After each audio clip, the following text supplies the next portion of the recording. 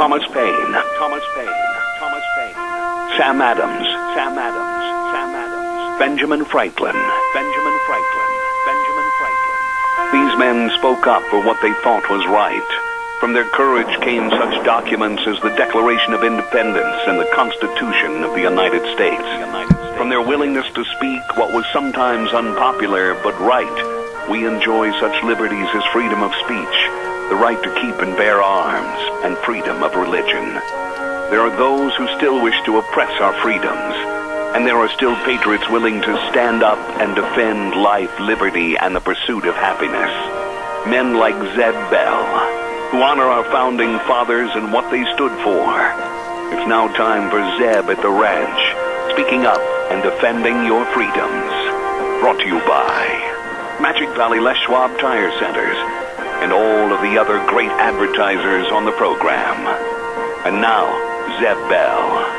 My mother taught me all about religion when I was growing up with phrases like this. You'd better pray that will come out of the carpet. And my dad taught me all about time travel as I was a youngster when he said things like, if you don't straighten up, I'm going to knock you into the middle of next week. Ah, the good old days. Morning, everybody. Here comes Kate Smith and God Bless America, followed by a Patriot with our Pledge of Allegiance. Come on, folks. We need pledgers. Good morning.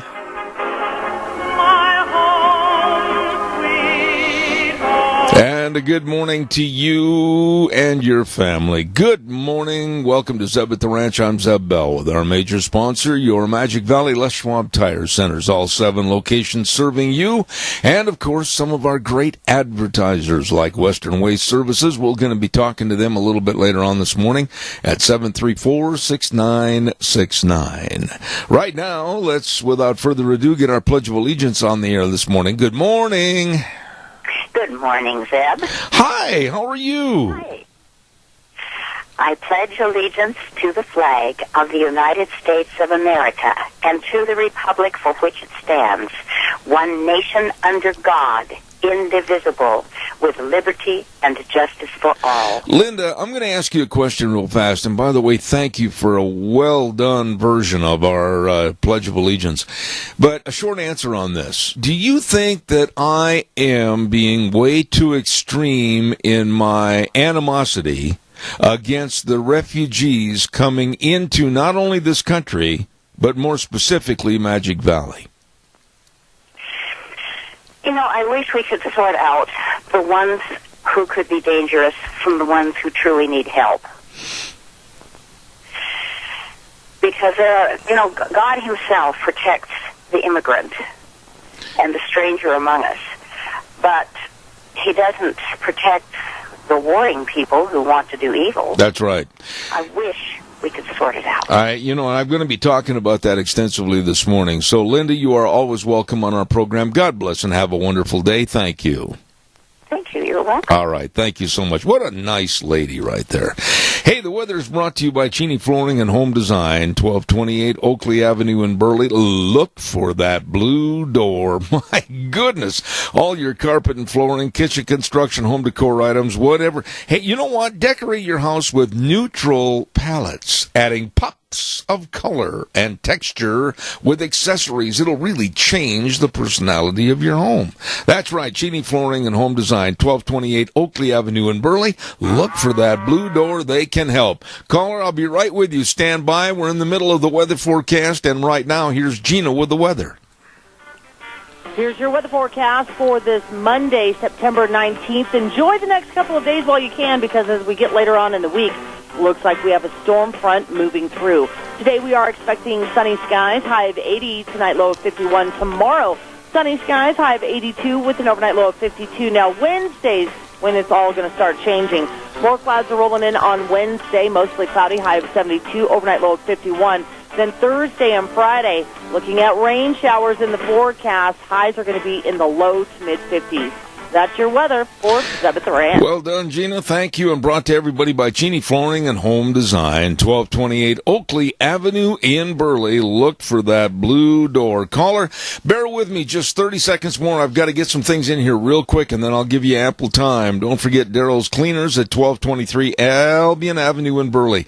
If you're going hunting and you haven't unfolded or unfurled that sleeping bag since last year, woo!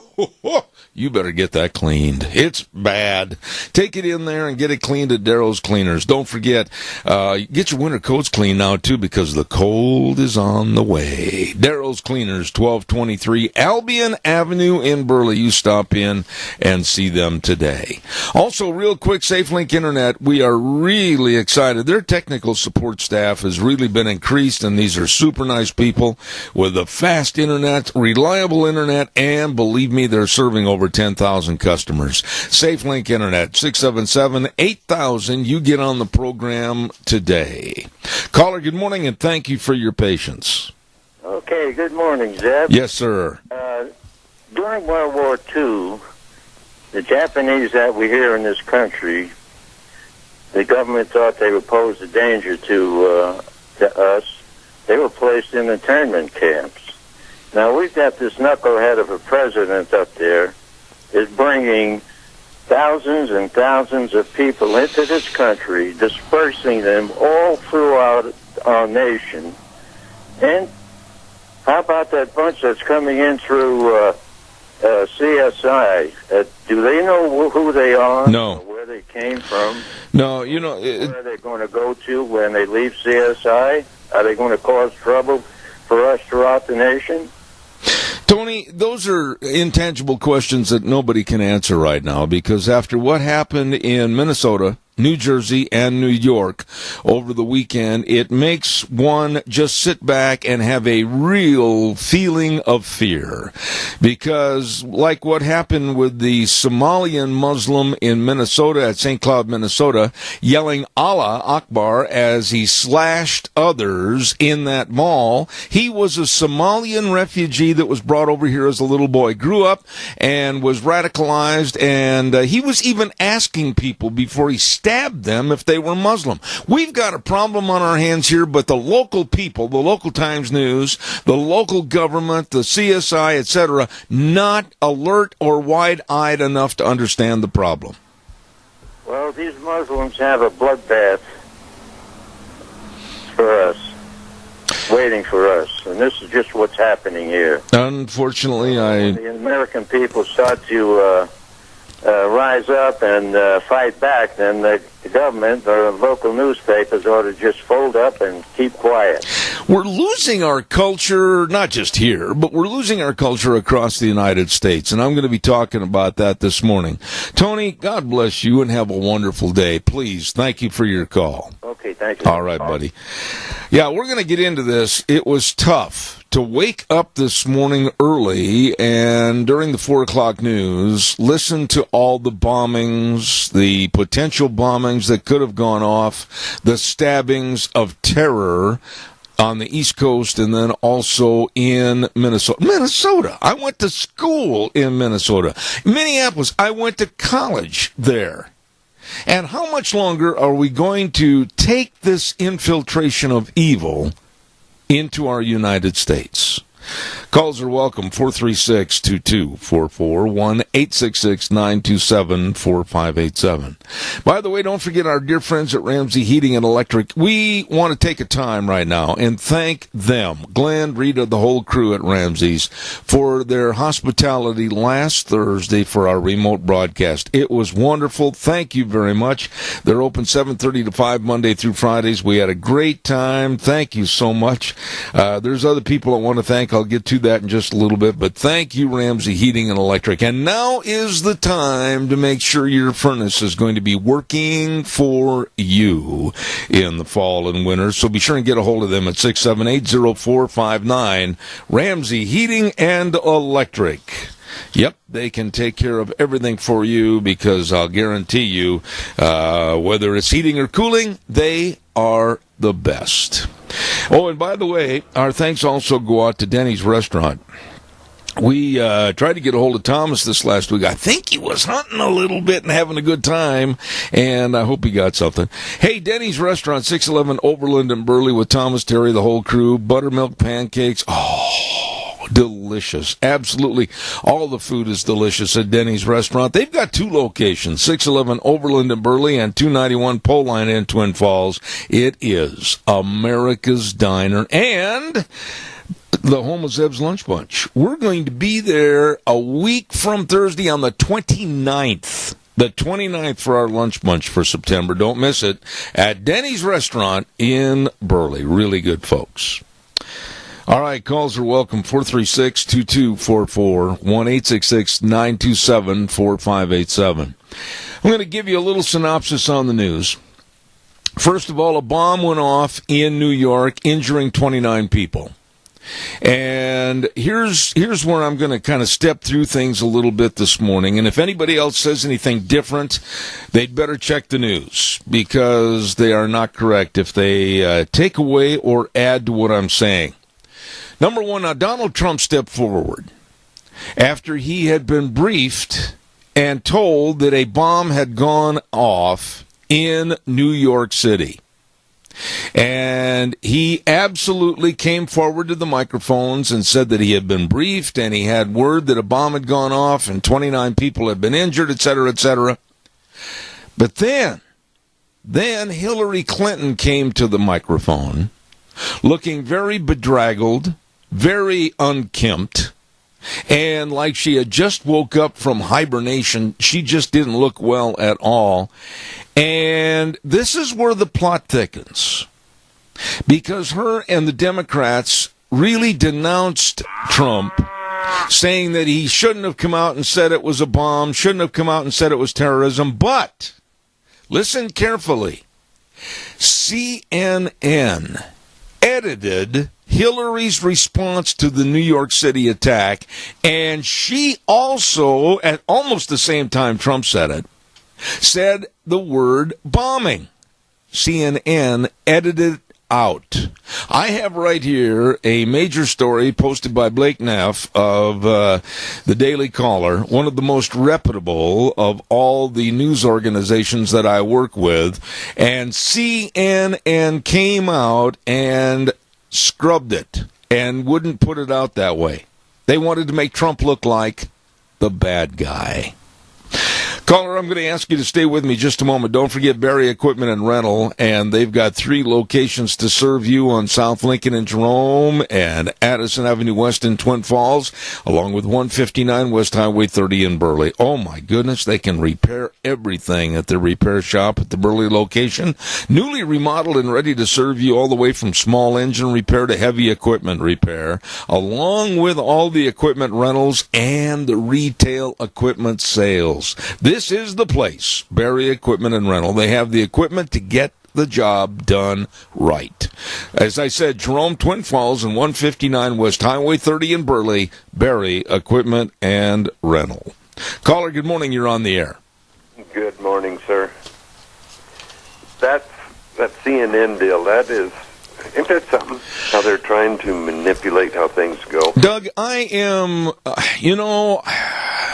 let me cut to the chase here for a minute. I am not very well liked at all by the Times News, the College of Southern Idaho, and the bubble wrap mayor of Twin Falls and the city council, but I don't care. I'm going to call it like it is. I think that we are in a very strategic location of potential problems with allowing these refugees to come into this area. As are other areas of the United States, we're not just the only one by any way, shape, or form. But I, on behalf of being a father and a grandfather, I'm a little bit more than worried as to what happened over the weekend. Your thoughts? Same here. My thought is, how come Idaho, we're taken in as, what is it, ranked number 3rd on how many we're taken in? Yeah, look at the numbers that are going into Boise. What? Who in the heck's okay in this? I mean, isn't the governor, can't he stand up to it? Can't the representatives for Idaho, can't they stand up to it? Well, hell is okay in this? Doug, wait a minute. Have you ever been asked your opinion or to vote on allowing this to come into our communities? They call it diversity, but I call it absolutely a problem for the future, to the point where our culture is at stake, our safety is at stake, our money is at stake. That's not diversity. That's a scare tactic to me. And were you ever asked to vote? I think we should have been asked. I think this whole region should have said, hey, we're going to have a vote, and the yeas are going to win over the nays if they want them, and the nays are going to win over the yeas if they don't want them. But I was never asked. I was never asked either. And if they was to come to this country and assimilate to our values, to our Constitution, and become part of America, is different than coming to this country, not wanting to assimilate, demand that everybody supply food and everything to their culture and their way of life. That's different. I mean, yes, the country was built on immigrants, but they come here to be Americans.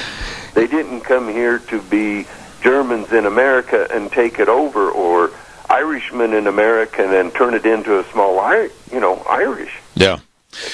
I am very, very worried, and I've been on the phone this morning already with quite a few people that know far more about what's going on than I do with this. But I am trying to get, I don't know if I can pull it off or not, General Michael Flynn on our program. Michael Flynn, the general, came out this morning and basically said during the last hour of news prior to my coming on the air that he was very scared and very worried because of the naivete of our government and the willingness to promote their ideas, meaning the Muslims and Islamic radicals, over our safety. And quite frankly, I agree with General Michael Flynn. Yes, I do too. He says it like it is. Trump says it like it is. But what I really caught and thought was really, well, it was funny and ironic this weekend, was when Hillary says, well, we don't like to weigh in on something until we get all the facts. My God, look what this president did with the guy down in Florida that got killed. Yeah. Michael Brown deal and all that. He weighed in before anybody even said a word. And on this and here, what are we hearing from him? Crickets. Yeah, it's nothing but hypocrisy. But, I'm not going to get into the political aspect of this. I want to just talk about our safety and our security in this country. Now, number one, let's go back to what happened over the weekend. There was a bomb that went off in New York City that injured 29 people. There was another bomb that went off in Elizabeth, New Jersey, and it was at a train station. And at that time, authorities found 5 other pipe bombs in a backpack. Then, also over the weekend in Minnesota, in St. Cloud, there was a slashing and stabbing Muslim at a mall, and he was yelling and screaming Allah Akbar, and before he stabbed the people, he asked them if they were Muslim. Now, all of these items, this is what's really interesting, Doug. If you didn't hear this, you ought to pay really close attention. The FBI and others now have said that one person that they're looking for as a real party of interest had connections to all 3 events, and he's on the run and they can't find him. Yeah. I mean, hello, guys. You're bringing him in.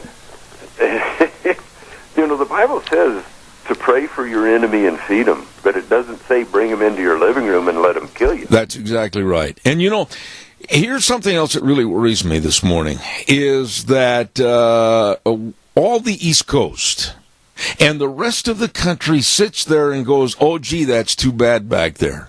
And they're lulled into a false sense of security. Doug, it can happen anywhere.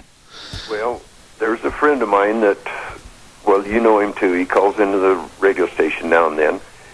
He put a deal on Facebook that he's been told by a authority that he says is very reputable, that up above Pocatello, there's a campsite up there, I can't think of the name of it, but he says the Forest Service has found remnants of pressure cookers and pipe bombs and shrapnel that's been spewed around. Oh, brother. Doug, there's so much that we need to be cautious of. There's so much that we need to be cognizant of. And I've got to do a commercial break here, but I'm telling you, the naivete of this area, thinking, oh, well, it can't happen here. Let me just throw this at you. Give me a short answer. You know, we have a great food industry here in Magic Valley. We have great hotel and motel industry. We have, of course, the lifeblood of our whole area, our water. We have excellent schools, and we have processing plants. Doug, we have to be careful. Those are targets. They are. They are targets. And the people that can't see that, I pray for them that their eyes will be opened up before something catastrophic really happens. I got to do a break, man. I hate to leave you, but I appreciate it. Thank you much. Yeah, thank you. Caller, I'll be right there. Give me just a moment. Please don't forget Burley Physical Therapy and Rehabilitation. Yes, I've been going over there. Yes, I've been getting in the pool. Yes, it's strenuous activity. Yes, it is working and helping. And yes, I can't wait to go back again tomorrow. Burley Physical Therapy and Rehabilitation, 1263 Bennett Avenue, Suite 2 in Burley, helping you get back to being you. Telephone number to call for an appointment, please do it, 678-1191. 678-1191, the best. Burley Physical Therapy and Rehabilitation in Burley, helping you get back to being you. Caller, good morning, you're on the air. Good morning, Zeb. Yes, sir. This Minnesota deal should be a rude awakening to most of us, because that became a concentrated area for Somalis and, well, for the religious atmosphere to fester. And if I'm recalling correctly, isn't it Minnesota that has a U.S. representative from Minnesota? Yes, Keith Ellison. Okay, when they were sworn in, they would not put their hand on the Bible. They wanted to be sworn in by the Quran. Is that correct? Yeah.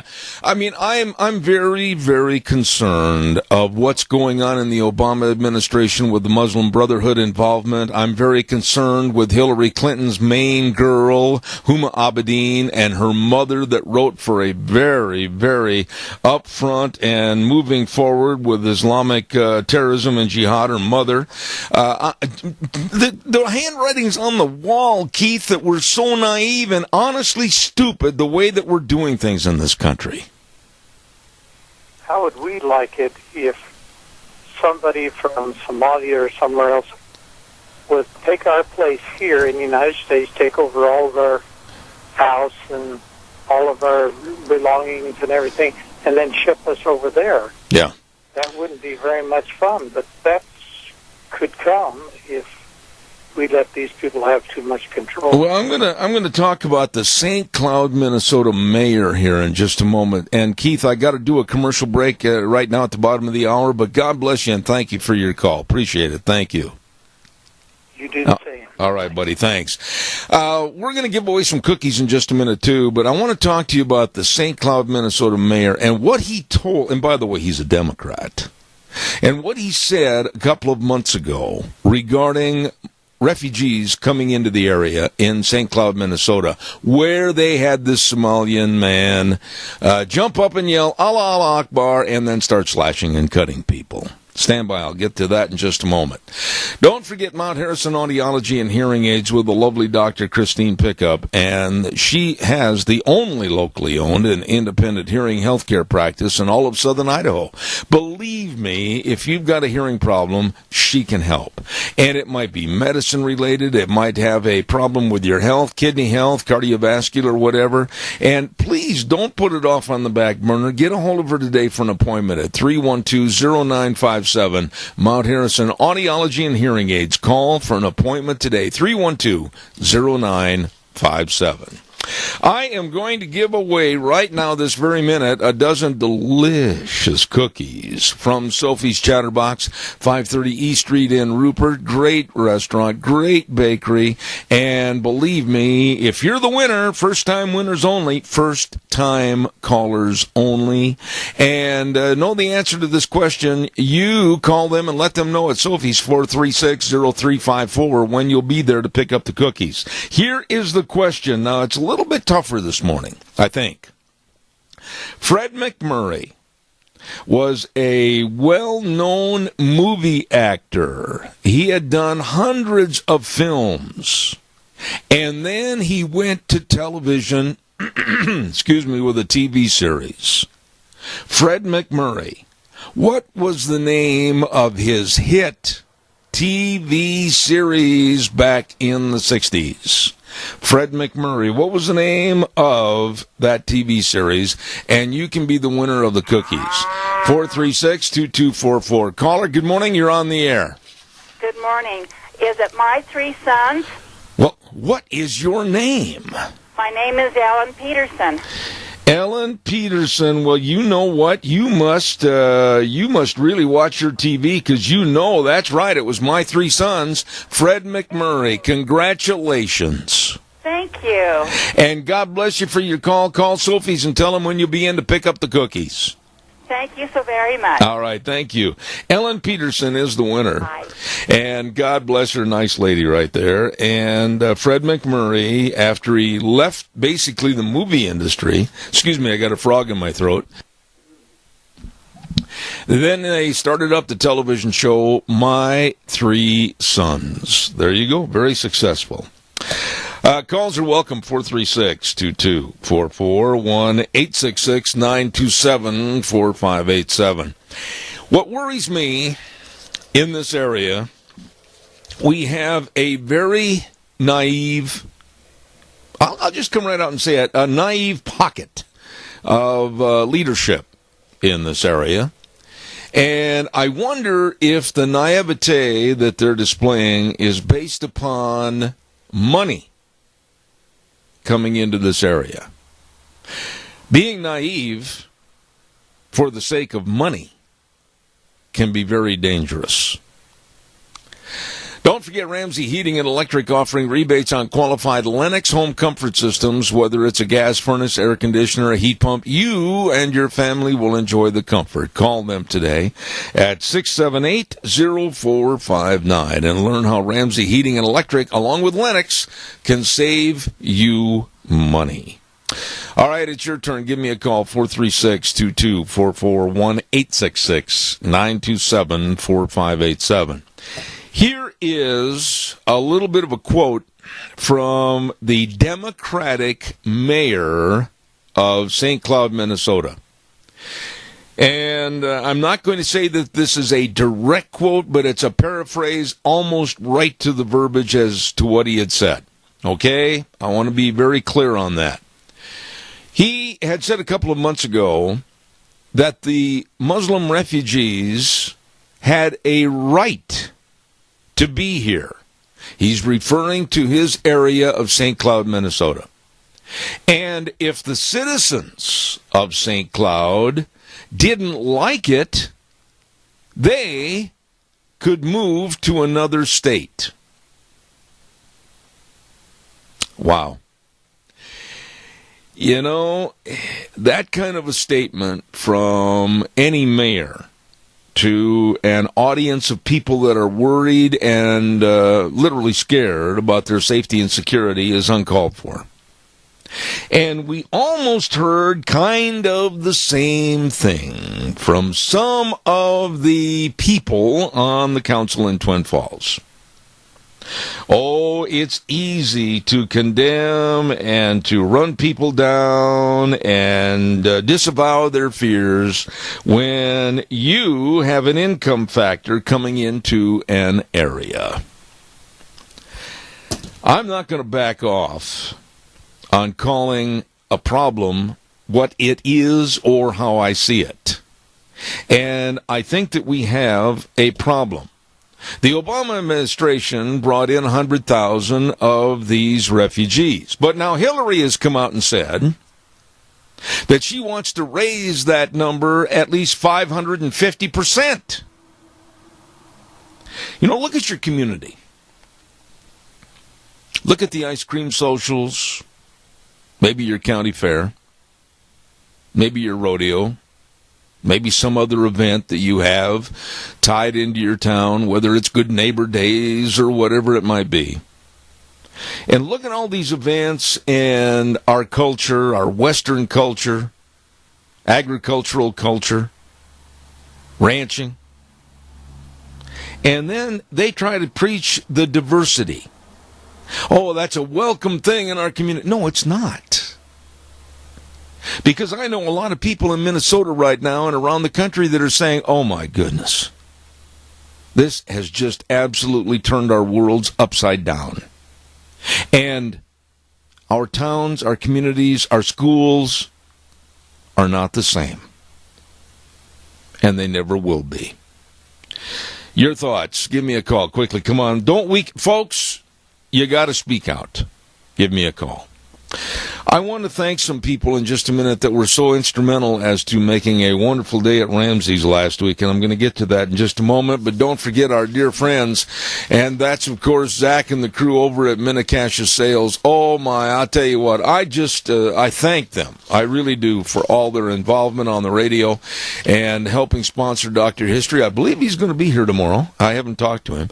And Minnecasia Sales at 1321 East Main Street in Burley, right across from the airport. Oh, my goodness, all your lumber packages, all your Western windows that'll help save on your heating and cooling bills. They've got it all for you. And then they've also got contractors that help them, and they'll come and install the doors and the windows. They do a great job. Absolutely. Zach and the crew at Minnecasia Sales, 1321 East Main Street in Burley, bringing you Dr. History. Caller, good morning. You're on the air. The problem we're having is conquest through overpopulation. These millions of people that are flooding into this country, getting free medical care, free birthing, 5 or 10 years down the road, all our people that have been in office all these years will be voted out of office. And that's what's going on. And there's no sense in trying to cover it up, as some of these politicians are doing. Well, what's happening in our country is one of internal upheaval and infiltration and fear tactics and scaremongering, and I'm worried about it. I really am. Tony, Twin Falls isn't the same as what it used to be. Sure, they're going to say, well, a lot of people are coming in and we've got to grow, we've got to change, we've got to diversify. I'm not so sure that's true. And I'm not sure that bringing in people from other parts of the world, especially the war-ravaged areas where we don't know who these people are or what their intents are because we do not have computer records and files on them, I'm not real cozy about that idea at all, especially in this time of turmoil. I'm worried. I think you are too. Colleges of Southern Idaho must be getting millions of dollars of taxpayers' money to bring all these people in, and the only thing that College of Southern Idaho has on their mind is to build more and more schools. And this is going to cause a major problem for us. Pretty soon the taxpayers in Twin Falls here aren't going to be able to afford to live here. Well, I just think that there has to be caution, and I think that Donald Trump was 100% right, that we have to have more confirmation on who these people are, what they represent. But, you know, I'll go back to this, and boy, here I'm going to take a lot of heat over to this statement. I personally have said, and I believe that Franklin Graham was right over a year ago when he came out and made the statement, hey, why don't we try to go in and create safe zones in their own countries so they can still live there, abide by their cultural habits and habitats in their own country until they can take over their country once again. Why are we bringing them in here and changing the complexion and personality of the United States? Answer that. Well, I think in many cases, a lot of these states, cities and states that are going broke, figure the only way to bring money into is bring these foreigners in, and along with these foreigners, the governors are going to be pumping billions and billions of dollars into bringing these people in. That's the only way they're going to be able to get income. Well, I've committed to fighting this situation, especially with the city of Twin Falls, the Times-News, and also the College of Southern Idaho. I'm not going to weaken until I retire from this program. I'm going to be the little egg spot on their necktie, and we're going to keep fighting, Tony. God bless you for your call. I appreciate it. Thank you. Okay, Sid. Bye. Thank you. Calls welcome, 436-2244, 1-866-927-4587. You know, it takes all of us, folks, to stand up and say, enough is enough. And I believe that right now enough is enough. Caller, I'll be right there. Stand by. Ark Animal Hospital, 750 21st Street in Heyburn. Warm hearts for cold noses. They've been voted Minnecache's best veterinary hospital for many, many years. And they really care. And right now they're trying to pursue fundraising for Cassia County canine units. And they're selling those paw prints at their location for only $1. And all the proceeds go for the health care of the canine dogs, equipment, and food. Get over today at Ark Animal Hospital, 750 21st Street in Heyburn. Warm hearts for cold noses. Caller, good morning. You're on the air. Morning. I think all of us are children of immigrants. That's one thing, because I'm not Native American. I am now that I was born here. But the deal is, when those predecessors came here, they all had some idea of the wonder and the greatness of the United States, and most of them wanted to be part of that greatness. And I know it for a fact, especially because of my husband's family. Mm-hmm. And they came here and they had tough times, but they wanted to be Americans so bad. They learned the language. They worked hard. They took jobs that nobody else wanted, but they worked their way up in those businesses, and they educated their kids to be successful. And it wasn't, you're Japanese and you go with the mores of the Japanese people. Be a proud American Japanese person, but be an American first. And see, this is not even being talked about by the leadership that we currently see in the Oval Office. And then if we bring on Hillary, you know, she's so far removed from what the little folks feel out there in the hinterland. She only sees it as flyover country. So whatever is going on the ground doesn't affect her. You know, I think too many of our politicians are like that.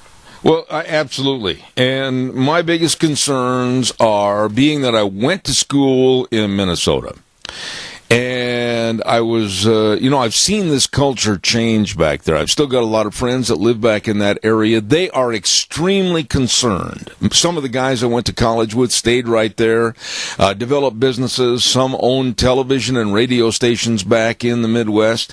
They are very concerned as to what's happening with this kind of come on all in, you take over, and here's the keys to our city attitude. And it's happening here also. But yet we are criticizing what's going on at our expense, and the liberals, they condemn us for our attitude. I mean, this is insane. Well, you're right, and that's where it is really sad. We used to think of ourselves as maybe Democrats and Republicans, but we all loved this country, and we wanted nothing but the best for the future of the next generation. And there are people who have immigrated to the United States and made tremendous contributions. But this is not the feeling I get from the Syrians. Absolutely. I don't think their contribution is to make America great again. Well, Chris, one of these days, and if you'll consent to this, I'd like to have you come to my studio and come on the air so we can talk about your family, your past, your heritage, and everything. And call me and try to set that up with me, because there's some direct questions I'd like to ask. But I've got to get a weather forecast in here, and God bless you for your call. I will do that. I would appreciate that. Thank you. Thank you. Time for the weather, and then we'll take some more calls. The weather brought to you by the Urgent Cares. Riverview Urgent Care, 382 North Overland in Burley. In Burley. I'm sorry. In Burley, right across from Walmart. Twin Falls Urgent Care, 2392 Addison Avenue East in Twin Falls. And Jerome Urgent Care, 133 West Avenue A in Jerome. Hey, it's time for the flu shots, I'm telling you. And they've got all the flu shots available for you. And on October 5th, they're going to have a flu shot special day of just $15 for all the flu shots at all their clinics. Don't forget the Urgent Cares around the area. Burley, Jerome, and Twin Falls. And right now, here's Gina with the weather. Here's your weather forecast for this Monday, September 19th. Enjoy the next couple of days while you can, because as we get later on in the week, looks like we have a storm front moving through. Today we are expecting sunny skies, high of 80, tonight low of 51. Tomorrow, sunny skies, high of 82 with an overnight low of 52. Now Wednesday's when it's all going to start changing. More clouds are rolling in on Wednesday, mostly cloudy, high of 72, overnight low of 51. Then Thursday and Friday, looking at rain showers in the forecast, highs are going to be in the low to mid-50s. That's your weather for 7th Rand. I appreciate it, Gina. Thank you. Brought to you by the Urgent Cares with our dear friend Kyle James and the staff. Don't forget, go to urgentcareofidaho.com. Find out more. Minor emergencies, major care. Burley, Twin Falls, and Jerome. Calls are welcome, 436-22-441-866-927-4587. Give me a call. We have to speak out. We have to speak out, and there's so much going on in the news that probably has been even updated since I've been on the air since 8 o'clock with the problems with the bombings in both New York City and New Jersey and the stabbing attacks in Minneapolis area of St. Cloud. And I'm just really, really concerned, and we all should be. As General Michael Flynn said this morning, it is of grave concern that we start to get a handle on this very potential deadly problem here in this country. Caller, I'll be right there. Don't forget, on Thursdays we have the Denny's football trivia contest to win an original Grand Slam breakfast. Thank you, Denny's at 611 Overland in Burley, America's Diner, and be listening Thursday at 9:12 for that football trivia and win a breakfast from Denny's. Thank you very much. Caller, good morning. You're on the air. Hi, Dan. Have you ever realized how that these refugees that they're bringing in, they don't assimilate. They're building their own little neighborhoods, their own little communities, and the rest of us aren't allowed to go into their little communities, their neighborhoods. And part of it is because that reason we're getting so many out here.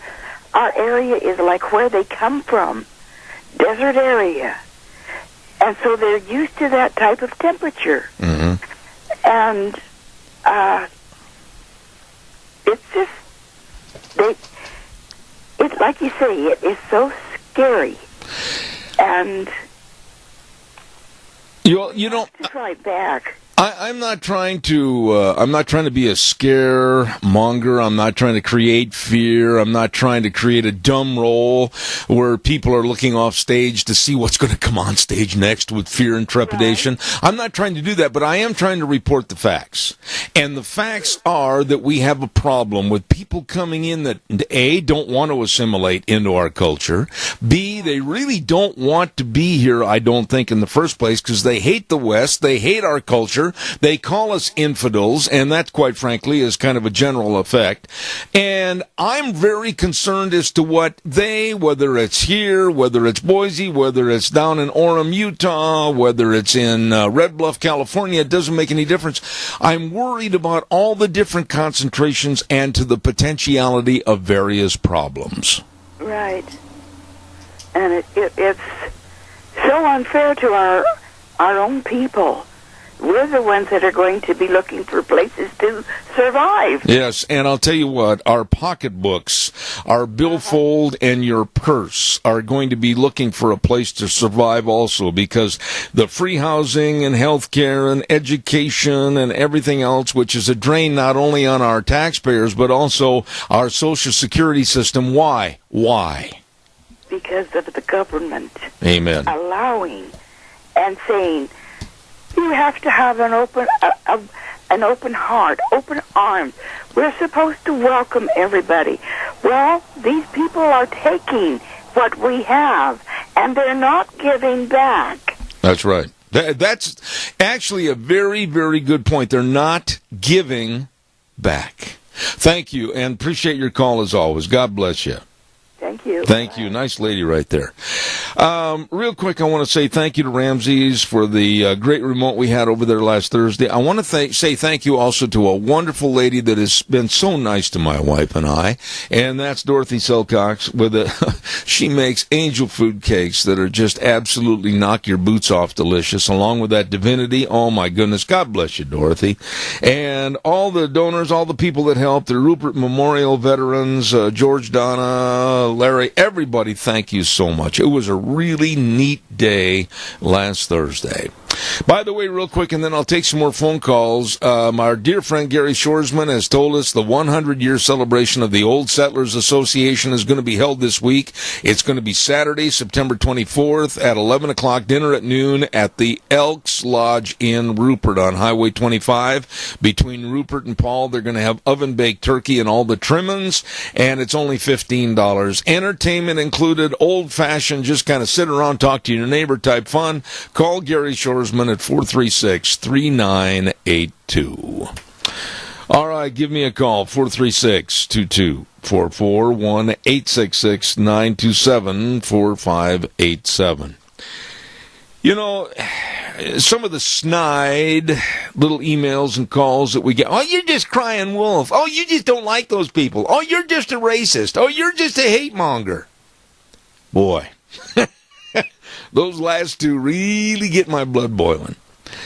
No, I am not a racist. And no, I am not a hate monger.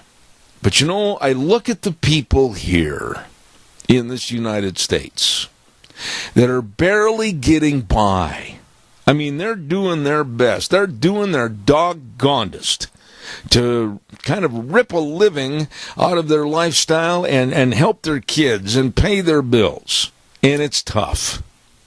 And yet, we are a welcoming agency for literally hundreds of thousands of people that want to come in here, don't want to assimilate, and like the lady just said a minute ago, not give back. Those three words really are true. Not give back. All of us are immigrants. Absolutely. But my family, of German descent, they all came here with one goal and one purpose: to assimilate into this great United States and try to live and make and prosper for the American dream. And they gave something back. They gave a lot back. Blood, sweat, and tears. And in many cases, my family, your family, other families, their lives as they fought for the freedom of this country. I'm very concerned, and I'm not going to weaken on this subject, that I think we are just absolutely waking up every morning to more potential hazards and dangers that soon we can't overcome. Calls are welcome, 436-2244, 1-866-927-4587. Don't forget, great big fall tire sale going on at your Magic Valley Les Schwab Tire Centers. Oh, I'm looking at this great big backcountry tire. That is the Touring HT, my, for the light trucks, SUVs. I'll tell you what, this is quite a tire, and you'd better check it out today at any of the 7 locations of your Magic Valley Les Schwab Tire Centers. And, of course, don't forget, the very best in brake value promise, professionally trained technicians, and premium quality parts, brake industry's best warranty. You better stop in. Front-end alignment, shocks and struts, and, of course, batteries for these cooler mornings. Make sure when you turn the key, yep, you're going to get a response. Stop in and check out Lane and Rupert, Dave on Blue Lakes and Twin, Mike and Buell, Mike and Jerome, the Twist family in Paul, Daniel on Pole Line in Twin Falls, and my buddy Randy on Overland in Burley. Your Magic Valley Les Schwab Tire Centers. You know, we're going to continue every day on this program doing what we can for you. Now, being that it's out of KBAR 1230 AM in Burley, Rupert area, primarily our home area, if you will, but radio lines and waves and frequencies and acceptability don't stop at county lines. I heard one of the dumbest things the other day. Well, you're a Burley radio station. Well, yeah, but that doesn't stop at the county line, for heaven's sakes. Oh, okay. But we're going to do the best we can to keep fighting against what I think is an onslaught and a siege against our country and our culture. I hope you'll stand with me. We're going to take a little break next half hour. The Senior Junction report, they had a whale of a good breakfast on Saturday. It was free to the public, Senior Junction, and then Western Waste is going to come on. Then at 9:30, another very good report with the Alliance Defending Freedom Attorneys. And then at 10:06, we're going to talk to Lee Stranahan about culture changes in our society. And then at 10:32, Susan Swift is going to be on the air, and she's going to talk about Hillary's health. Don't go away, Zeb at the Ranch. I'll be back in 6.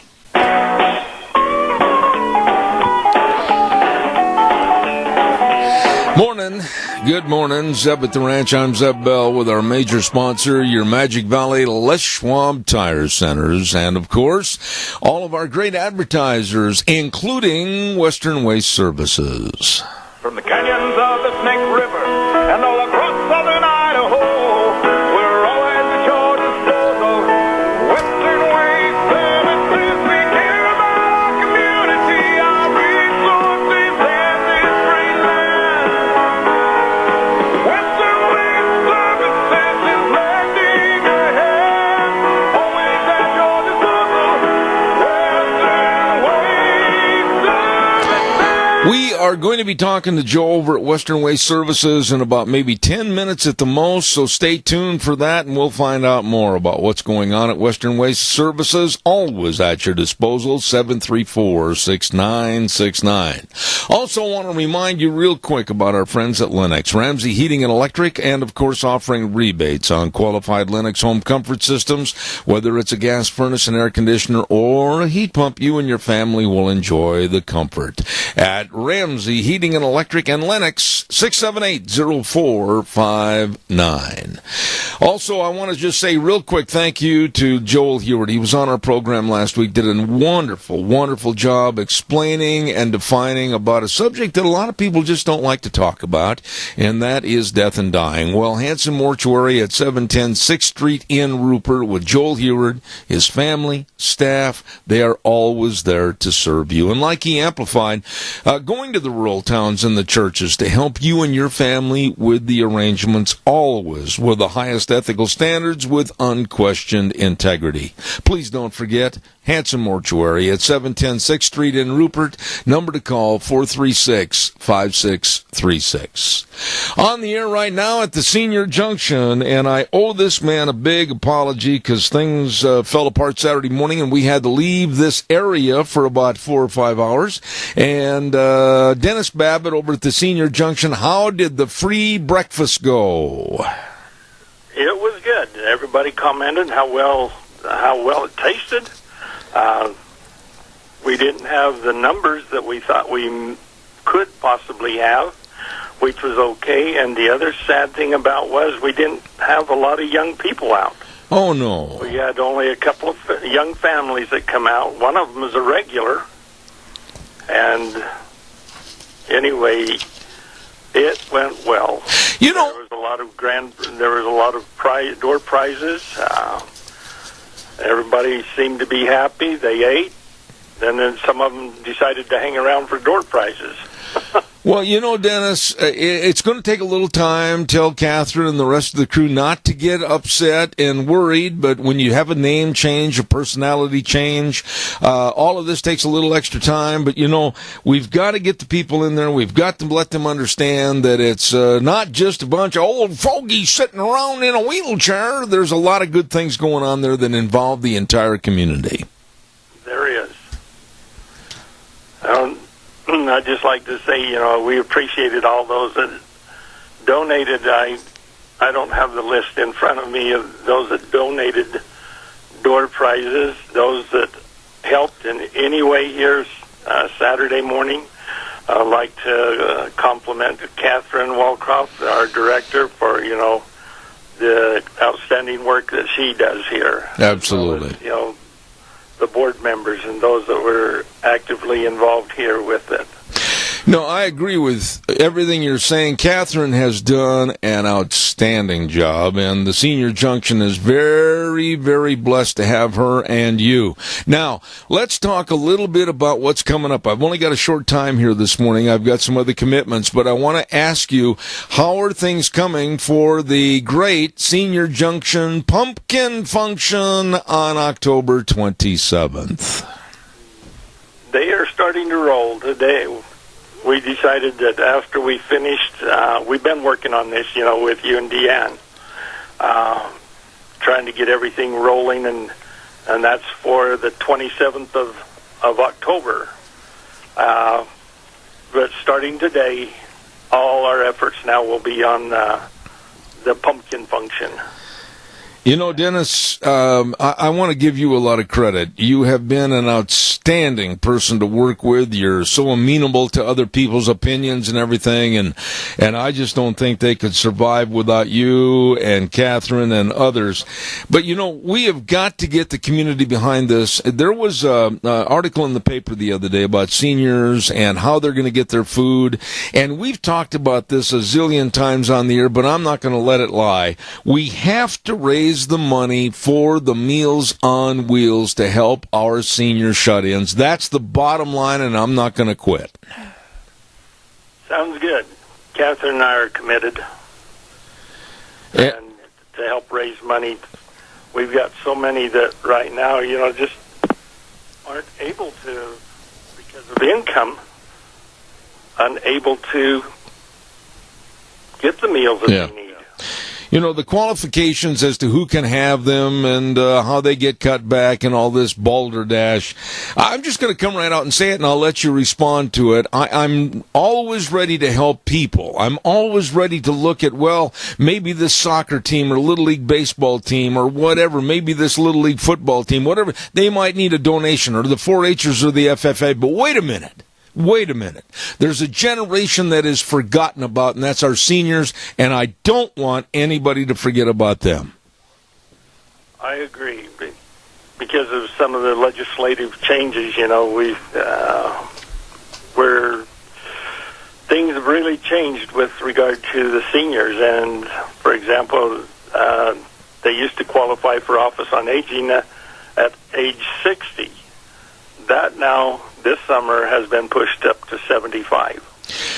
So we've added 15 years that they're not able to qualify, and yet we've got a lot of people right now that are disabled. We have an individual that's amputee, and she's unable to get out and get around. You know, it'd be nice if everybody could take a few days and just ride around with our deliverers and meet some of these people. I think their attitudes would change. I think they would see the need. And I too, will mention that this generation of baby boomers is being silently swept under the carpet. You know, who raised that 15 years from age 60 to 75? I want to know how that was passed through. Who initiated that legislation? How many passed it with yays and nays? I want to know who these people are so I can try to reach them on my radio program and condemn them for what they're doing to push the seniors into the background in obscurity.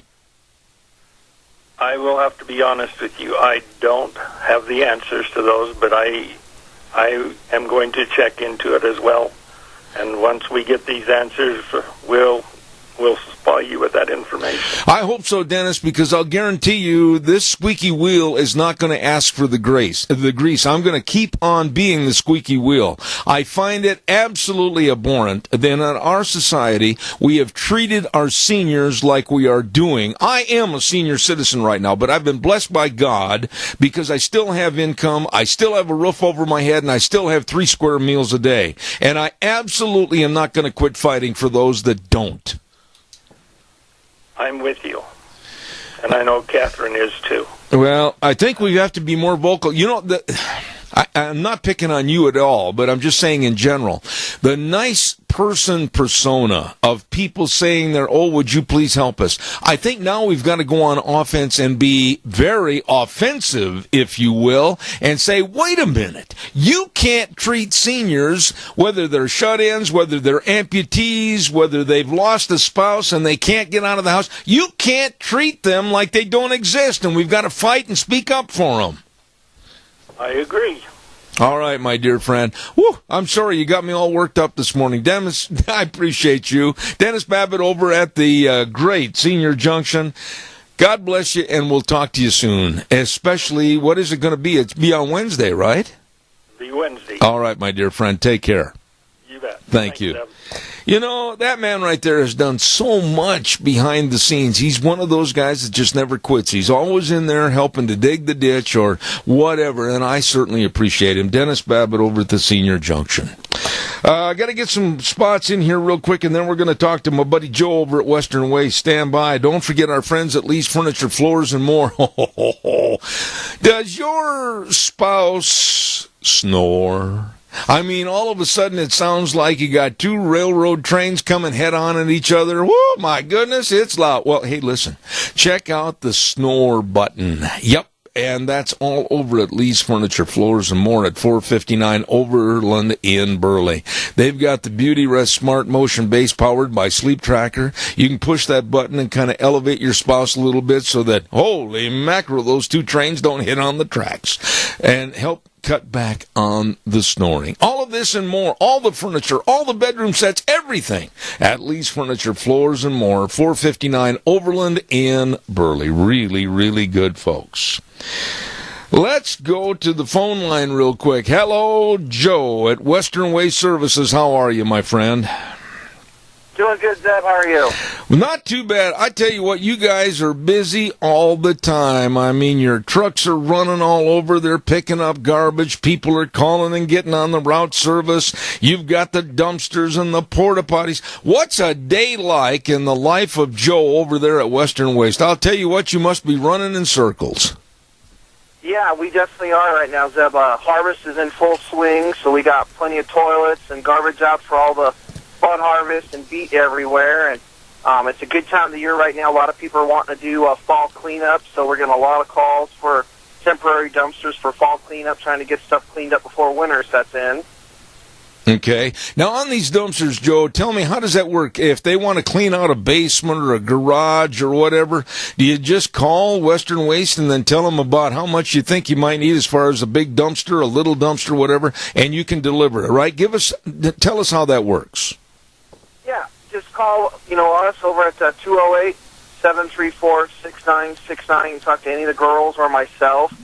Basically, we ask you what you're wanting to do, how much you think you're cleaning up, and then we have different dumpster sizes that we think will work for you. And a lot of times, some people working on a budget would say, the best bang for your buck would be a 30-yard roll-off one time. You can get everything you want in, or if you want to do it over a period of time, we have the 6- and 3-yard dumpsters for that. So we have different options for you to fit your needs. Okay.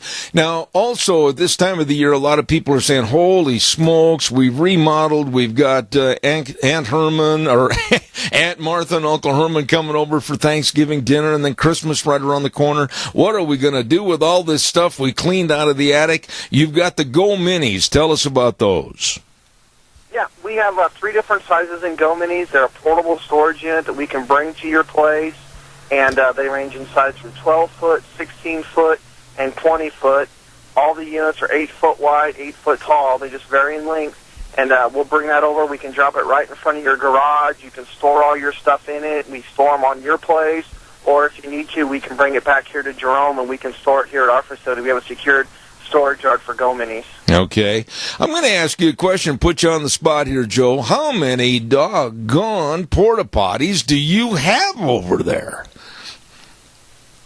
Altogether, I think we're right at just over 1,000 units out right now. Oh, my We're running goodness. 3 trucks a day, sometimes 4 trucks a day, especially with the harvest and stuff and going all over that we are. We have 4 service trucks that are running, a couple days a week now.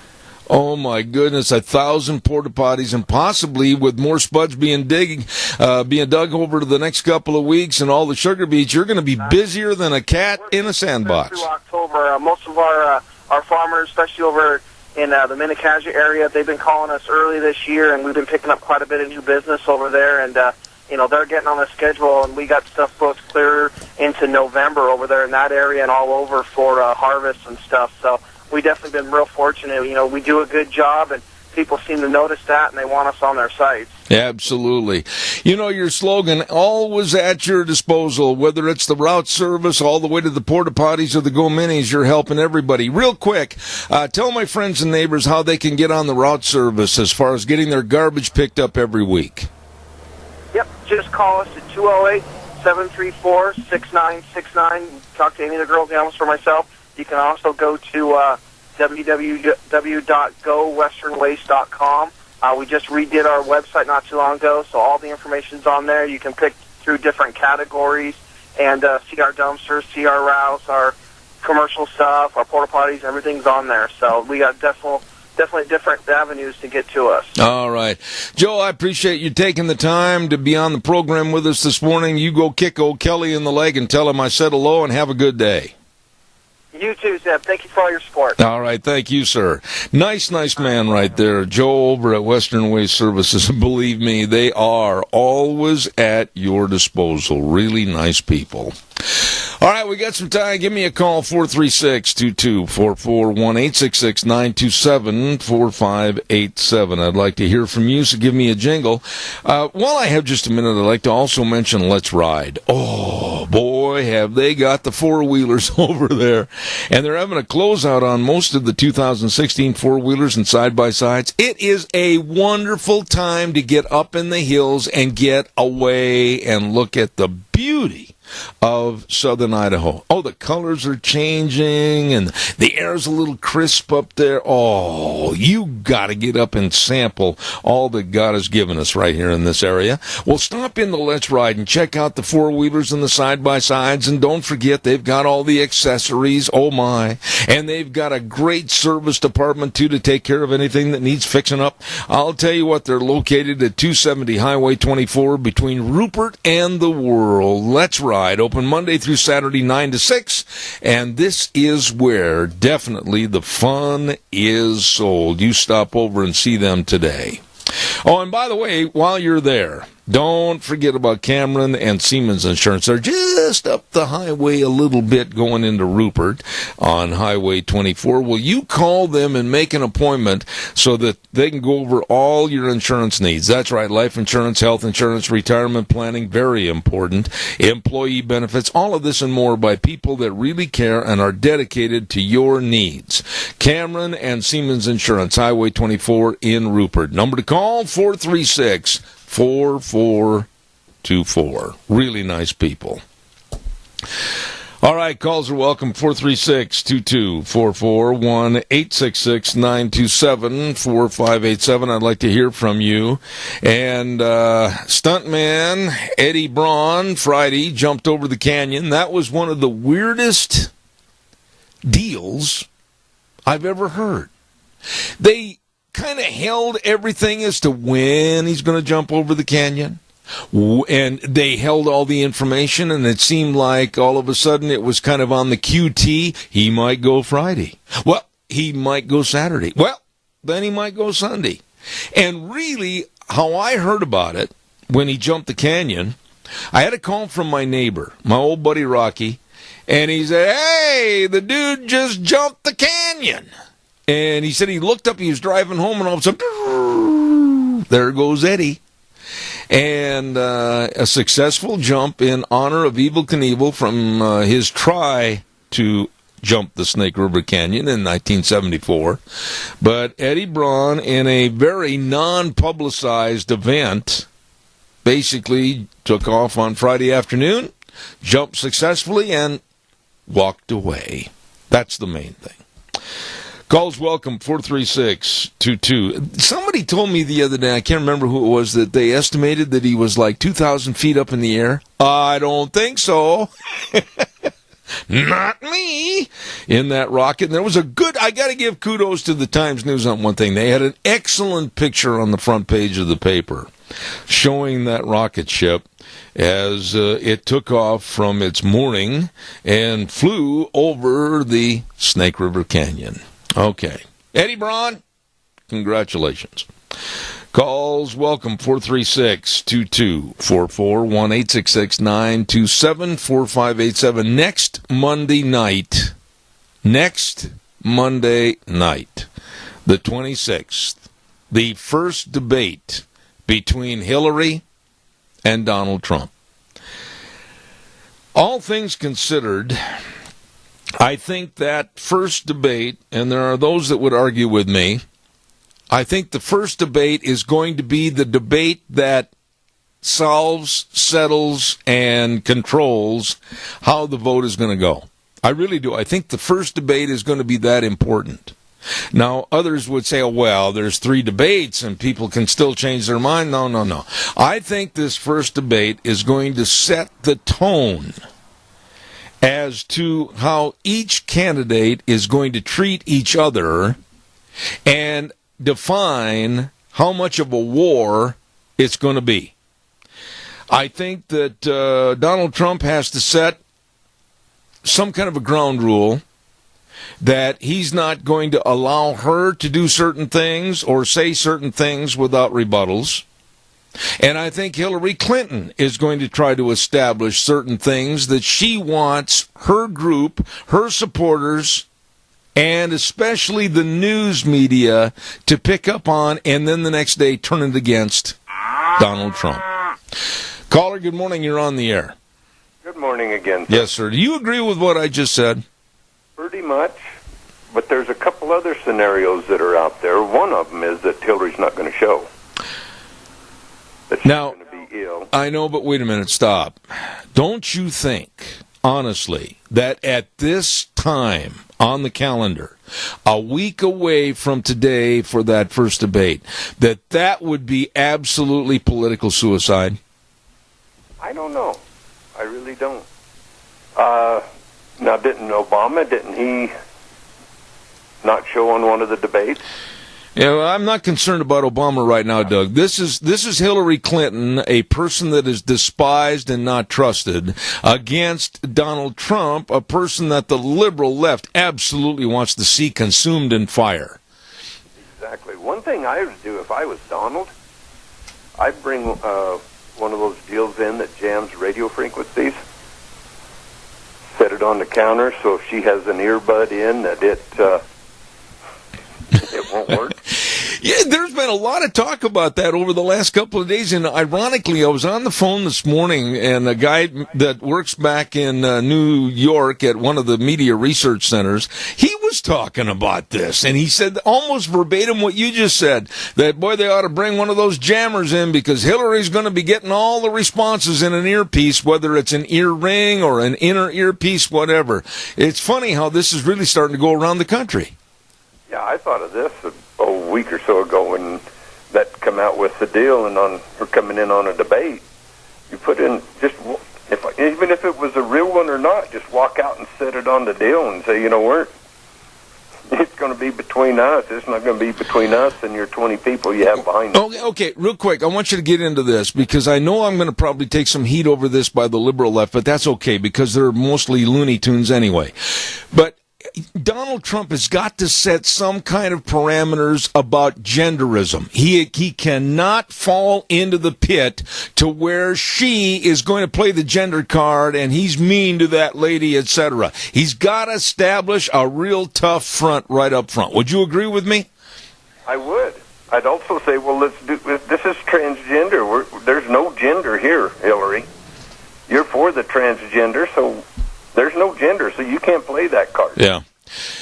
This poor little lady, this poor little grandma routine, she's a woman, you can't treat her like, that's got to go out the window. These are two political rams that are button heads, and they've got to get over that other garbage. Exactly, and that's the only thing Hillary has going for her. That she'd be the first in history, and that's the only thing she has going. Oh, I tell you what, the Huffington Post and all these loons are going to come out of the woodwork, and if Donald's tough on her, they're going to go, oh, why, he was not gentlemanly at all. You know, he's got to set some parameters, and he can't weaken. He's got to go after her, I think, and attack her the same as he would any man. Exactly. Yep. Yeah, she needs to be held the same standard, just like her health record. Well, you're wanting her health because she's a woman. She's a woman. You're wanting it. Well, baloney, we want it because she's going to be president. Yeah, absolutely. Doug, I always appreciate your call. Thank you so much this morning, my old buddy, and we'll talk to you later. I got to get a guest on. Thank you. Okay. All right, buddy. We are going to go to the phone line right now, and it's time for the Alliance Defending Freedom. And with us this morning, I believe we have a good friend of this program, and he's been on here many, many times in the past, Casey Maddox with the Alliance Defending Freedom. Casey, good morning to you. How are you?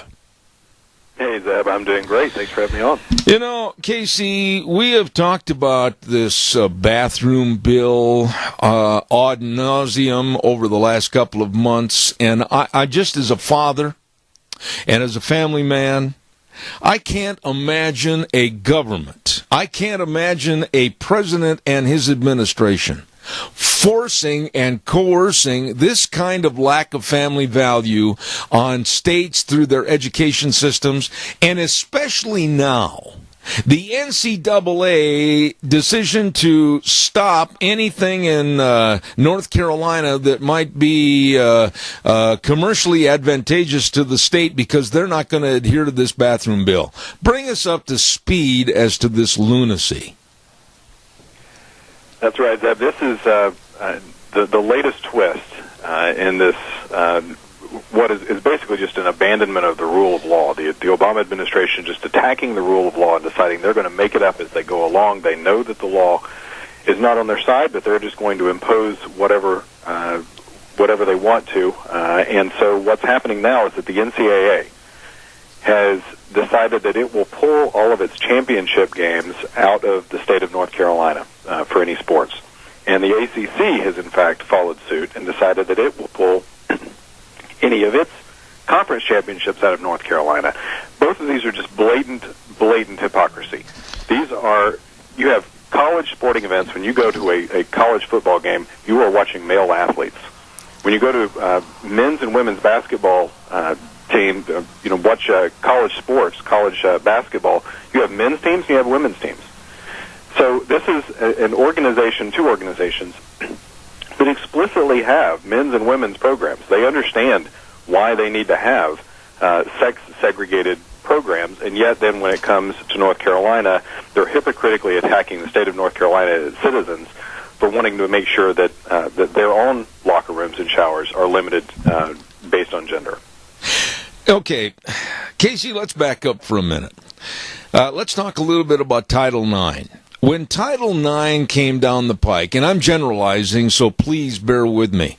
When Title IX came down the pike, it was to create funding so that women's sports would be on a socially and kind of an acceptable plane as with men's sports, so that they had more advantages and they had more opportunities. To me, underwriting a bill like this the transgender bathroom bill, is just absolutely a slap in the face to Title IX. Am I wrong? You are exactly right. It makes absolutely no sense whatsoever to have a law that was intended to provide for gender equity, like you said, to say, look, well, we have all these men's scholarships, people playing college football. We need to make sure we have some equity, so we're going to create some women's sports to equal that out, so we'll have roughly the same number of athletic scholarships at the school. That all makes some sense, and so you're encouraging female athletics. We all watch the Olympics, and you're rooting for the women's athletes. We have some of the best in the world, and part of it's because of Title IX and the rise of women's athletics. And then you have what the NCAA and the ACC are doing here, and they're abandoning the entire concept of gender, of sex-specific differences between men and women. If you're going to do that, then there's no way to apply Title IX to have gender equity if you are eliminating any biological basis for determining what someone's gender is. Casey, I know I'm stretching this story out on a thin edge right here, but I want you to comment on it. Take somebody like Duke University basketball coach Mike Krzyzewski, and he has come out and condemned anybody that is against what's going on with this bathroom bill. I really was shocked when I heard him say some of his remarks. So is he also going to say that he would allow women to play on his men's basketball team? I mean, there's got to be a defining line someplace, Casey. Where is it? Well, that's exactly right. And for that matter, there's a lot of these programs that if all one needs to do is say, I'm a man, and as a biological male, I want to play on the women's team. There are a lot of circumstances where the 6'8" male could play on the women's basketball team or the women's volleyball team. It's just blatant hypocrisy. These are sporting events that we attend, that we pay a lot of money to attend, and the universities make a lot of money off of, and they're limited based on sex. And you see this situation, and you have these same organizations that make billions of dollars off of this unpaid labor by these college athletes now wanting to turn around and make an example out of the good people in North Carolina who just wanted to do what all of us until about a year ago thought was perfectly rational and normal and that there was hardly any disagreement about, which is you have men's bathrooms and you have women's bathrooms. So does this mean that we as Christians are seeing the end of any kind of moral value in this country, any kind of family values? We can't fight back because we're bigots and haters. We can't do this or they'll take a sporting event away from us. I mean, I'm outraged over this, Casey. What's going on here? I mean, what kind of power are we looking at? Well, I think what we are saying is that there is a fundamental loss of language. We don't even speak the same language anymore in this country between left and right in many cases. And, I think that's what's most disturbing is that when we talk about men and women and then you walk into these discussions about this and you hear people talking about how that, on the other side, talking about how that men can also become pregnant. That's just a fundamental change of words. And if we can't have a common language to be able to even talk to each other about, it's difficult to have commonality as people. We've got to get back to that place where words mean things and we're able to actually have real conversations about these issues. But I think what's disturbing when you see what's going on here, all of us would like to be able to have at least some cultural space where we can be free of politics, right? We're all political animals, and I'm sure most of your listeners are. We want to be able to have some space where we can go sit on a Saturday afternoon or a Sunday and not have to be to thinking about things in terms of our political views and just be able to even unite with people who disagree with us on some issues. And that's what's so discouraging about this is you see these sports leagues being co-opted for political purposes. Do you feel, and I know I'm pursuing this and kind of kicking this can further down the road, but I'm not going to stop because I want some answers on this. Do you feel that the NCAA is primarily right now geared and set for a fight to create a unisex society in sports? Well, I think it's a large part of that is going to turn on how this plays out in North Carolina. I know that they have gotten a lot of pushback, and a lot of people are not happy about what they're seeing from the NCAA. If the NCAA hears a lot of pushback on this, and I know that some people have already been contacting their own schools and saying, "Look, the reason you have any power is because I'm buying your tickets." Well, I'm not buying your tickets anymore. And I think it will depend on what comes out of this. This is really the first big foray for the NCAA and now the Atlantic Coast Conference into using their millions and billions of dollars, in the case of the NCAA, of revenue to push a political agenda. And it's going to turn on if they're successful or not. And I would hope that we can, that they would not be successful here, that the folks in North Carolina will stand up. And the end result will be the NCAA realizes it has people on both sides of the spectrum who are fans, and it is better off if it stays as a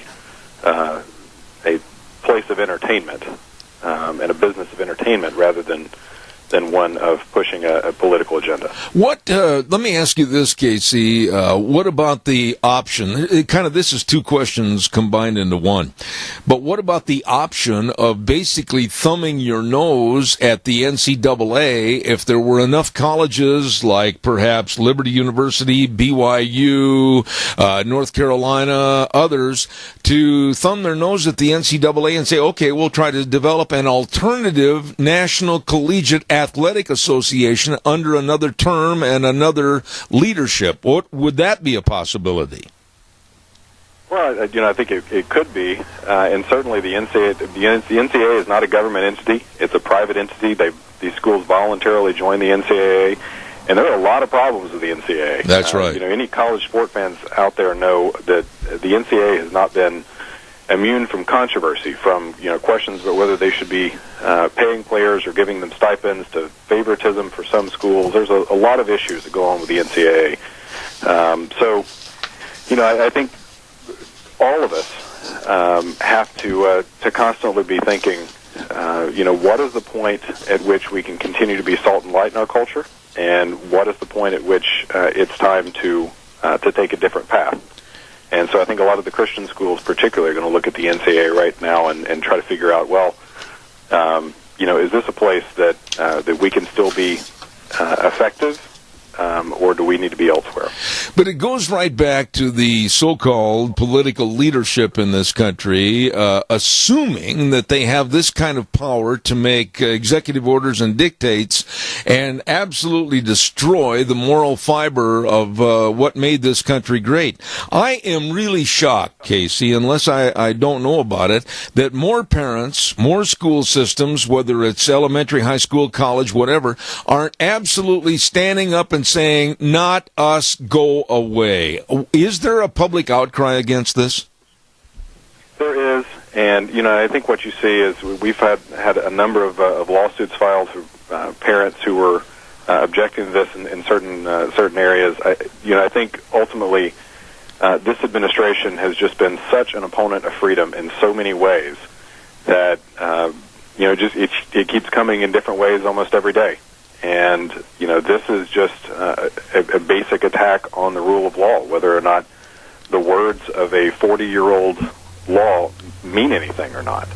And so, it's taking people a little bit of time to catch on to exactly what the implications of this would be. But we are seeing, a lot of parents that are pushing back. We actually have a brief on our website that we'll be filing with the Supreme Court that we're asking anyone to sign on to.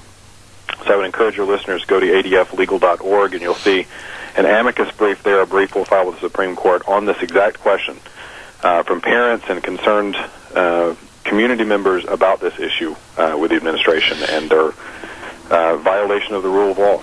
One last point on this, Casey, and I'm a sports nut, but do you think this issue is going to take a lot of traction within the confines of sports professionals, whether it's the NBA, NFL, or Major League Baseball? Is this cancer going to grow into the pros? Are you really worried about this? Well, we already had the NBA, right? Right. The NBA already pulled its All-Star game out of Charlotte. And obviously there are a number of instances right now where pro sports leagues are being politicized. So we're certainly seeing that effort there, and it wouldn't surprise me to see more of that in the in the weeks and years to come. And I think that's why we have to, people need to stand up and say, no, this is not acceptable. This is not the kind of this is not what we sign up for as sports fans, to see our dollars used to bully people for this kind of an agenda.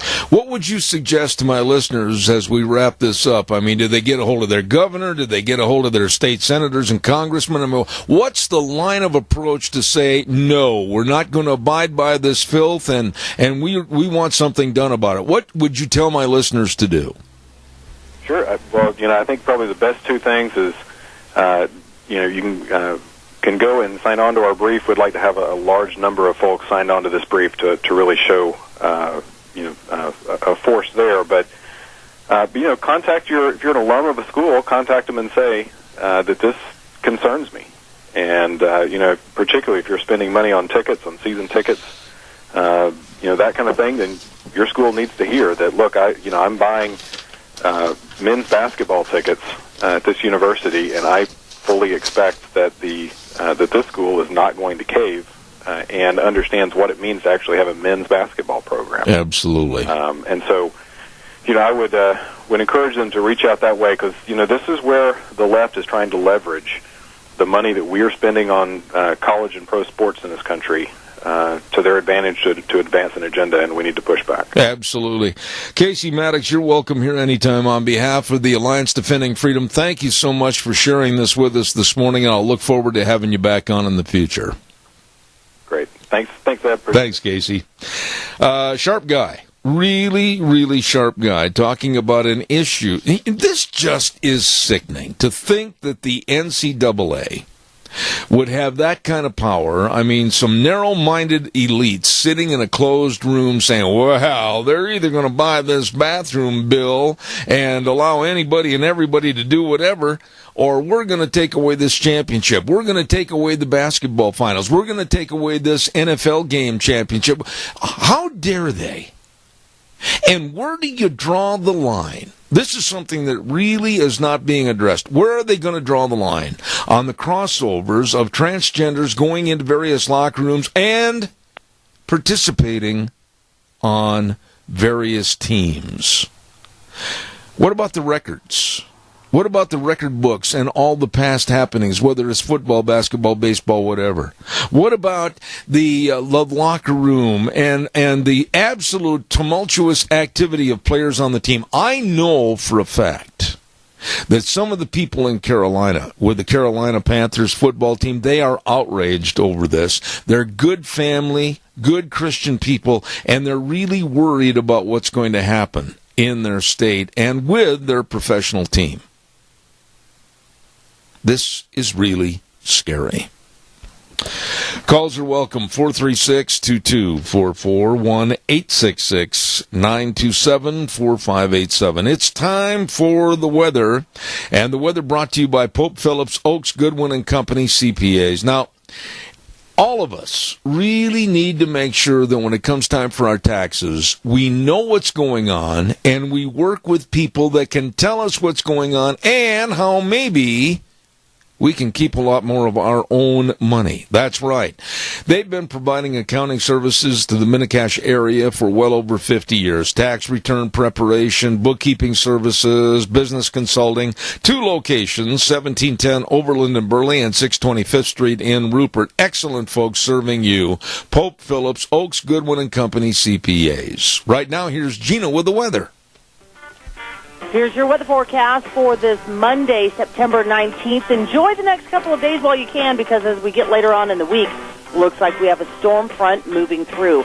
Today we are expecting sunny skies, high of 80, tonight low of 51. Tomorrow, sunny skies, high of 82 with an overnight low of 52. Now Wednesday's when it's all going to start changing. More clouds are rolling in on Wednesday, mostly cloudy, high of 72, overnight low of 51. Then Thursday and Friday, looking at rain showers in the forecast. Highs are going to be in the low to mid-50s. That's your weather for 7th Ray. Excellent job, Gina. Thank you. Pope Phillips, Oaks, Goodwin and Company, CPAs, bringing you the weather. Curtis Pope, Todd Phillips, Rob Oaks, Mitch Goodwin, Heather Daly, and Lyden Crane. Absolutely the best serving you. Caller, good morning. You're on the air. Go ahead, please. Hey, Zed, how are you? I'm fantastic. What can I do for you? Well, shoot, I was listening to you talk about, the NCAA and how upset everyone's getting, and what I say is good. Like, if this is what it takes to have people want to turn this country around, I think this is a good thing. Okay, now let me stop you. Let me stop you there for a minute. You say you think it's a good thing if you put that word "if" in there. If people will stand up and do something. That's my problem. That's my fear. That's my worry. We have seen too much go on in this country over the last 10 years that we thought the good people of this country would stand up and say no, but they let it go through. I'm worried about your "if" in that sentence. Oh, I am too. I wondered why this hasn't happened sooner. But if you look at the college system, I left college. I was in college, and from what I was learning in there, it didn't seem like it was worth any money to me. And I'm a tradesman. I work with my hands. And when it came to going to schools, they started pushing agendas on me in the late 80s and early 90s, and I saw it coming, and I thought, wow, this is a federally funded school. They can pretty much do whatever they want, and now it's in the sports. Yeah. And if it takes people's entertainment to get upset, I guess that's what it takes, because it doesn't affect them when it affects their liberty, but if it affects their entertainment, and this is what gets people off their butt and saying something to their neighbor, I guess that's what it takes. I am really offended. I have never liked the NCAA. I feel like they're nothing more than power mongers that want to just absolutely control the destinies of everybody that's under them. I think they're a bunch of narrow-minded power elites and some of their dictates to the student athletes. And I would be in favor of seeing the NCAA fold, and I'd like to see another union, if you will, of colleges and universities underneath the auspices of another controlling group that would be much more fair-minded and open-minded, because the NCAA is a power-hungry force. I agree with you. And I think the best thing that people can do is say, my kids aren't going to play those sports. Maybe don't send your kids to those colleges. Those colleges are already receiving federal money to brainwash your children into thinking along their lines. And I have had professors, the directors of history, come to my workplace before and state that in front of their class that they are just there to basically ram this book down their throat. They said, make no mistake, my job is not to teach you how to think. It is to teach you how to pass this test. Yeah. There's so much that what you say is true, because the liberal bastions of higher education are nothing more than control freaks of a student's mind, as far as I'm concerned. Sir, I really appreciate your call. God bless you for taking the time. Thank you. Thank you, Zeb. Thank you. I've said this before, and I had some negativity come in the mail and everything, but it's really the truth. The college education, the university experience, bah humbug. It's great if you want to go to school. It's great if you want to go to school to be an attorney. You want to go to school to do whatever, study for it, and go out and achieve and attain. But right now, too many universities are nothing more than liberal institutions to teach people how to be activists. Not to be students and go to the world and be better people and better taxpayers. No. Be activists. And I think that we need more welders. We need more electricians. We need more plumbers. We need people that can work, earn a living, and be efficient in the American system. Caller, good morning. You're on the air.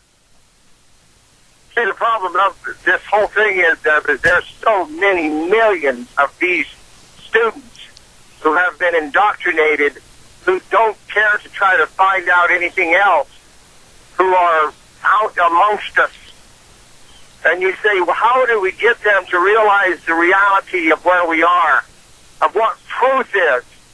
Because, see, in America, people get away with thinking what they want to think because the Constitution protects them, and our fighting forces protect them. And see, it's just like anything. In order to realize reality, sometimes you have to have a crisis in your life. Well, see, when the crisis comes, it doesn't just affect these students who don't give a you-know-what. It affects me, too, and you, and my children. That's right. You know, Randy... Go ahead. I just this morning it has been sorrowful for me because my wife and I have a lot of good friends on the East Coast, and we worry about them and their livelihoods and what's happening, whether it's New Jersey or whether it's New York or whether it's back in the heartland of America up in Minnesota. But, you know, the naivete of this country because of the news media and this current administration absolutely astounds me. I just think there has to be a pulling together of all of us in this country right now to say enough is enough. We are at war. There is an element out there that wants to kill us and our culture, and we've got to start looking at things through jaded eyes against anyone coming into this country because you can't trust anybody that's coming in today. Well, let me tell you what just happened this morning. It just broke. 858 refugees and immigrants from special interest countries. Yep. Now, this is what the State Department said. They identified it as special interest country. We all know they're Arab countries. 858 of these people were released out into the population when they were supposed to have been deported. Yep. This is the State Department can't get their you-know-what together. And some of these people have special visas where they could literally go into law enforcement, and they were supposed to be deported today. Isn't it absolutely ridiculous that somebody has an oops in the system, and that oops could be very tragic to maybe somebody in Arkansas, somebody in Texas, somebody in California, or somebody here. Randy, I got to run to the news. I wish you'd have called earlier. God bless you, man. I appreciate your comments. Thank you so much. Thank you. He's right. Hey, don't forget Scott Gano Landscaping and Sprinkler Service. We saw old Scott the other day over at Ramsey's, 336 South, 450 West of Paul. Number to call, 431-8733. Still time to prune those trees. Still time to seed that new lawn. Still time to put a new sprinkler system in. You better hurry before the weather turns chilly. Call him right now at 431-8733. Scott Gano Landscaping and Sprinkler Service. This next hour, we've got some really good people coming on. First of all, Mr. Lee Stranahan's going to be on the air with us, and we're looking forward to talking to him at 10:06. And then at 10:32, Susan Swift, and she is a reporter with Politichicks, and she's going to be telling us about her writing about Hillary's health and how it may be much more diminished than what we think it is. So we're going to take a little break, go to the news from CBS, and I'll be back in just a few minutes. Zeb at the Ranch, don't go away. God bless you. We'll see you in 6.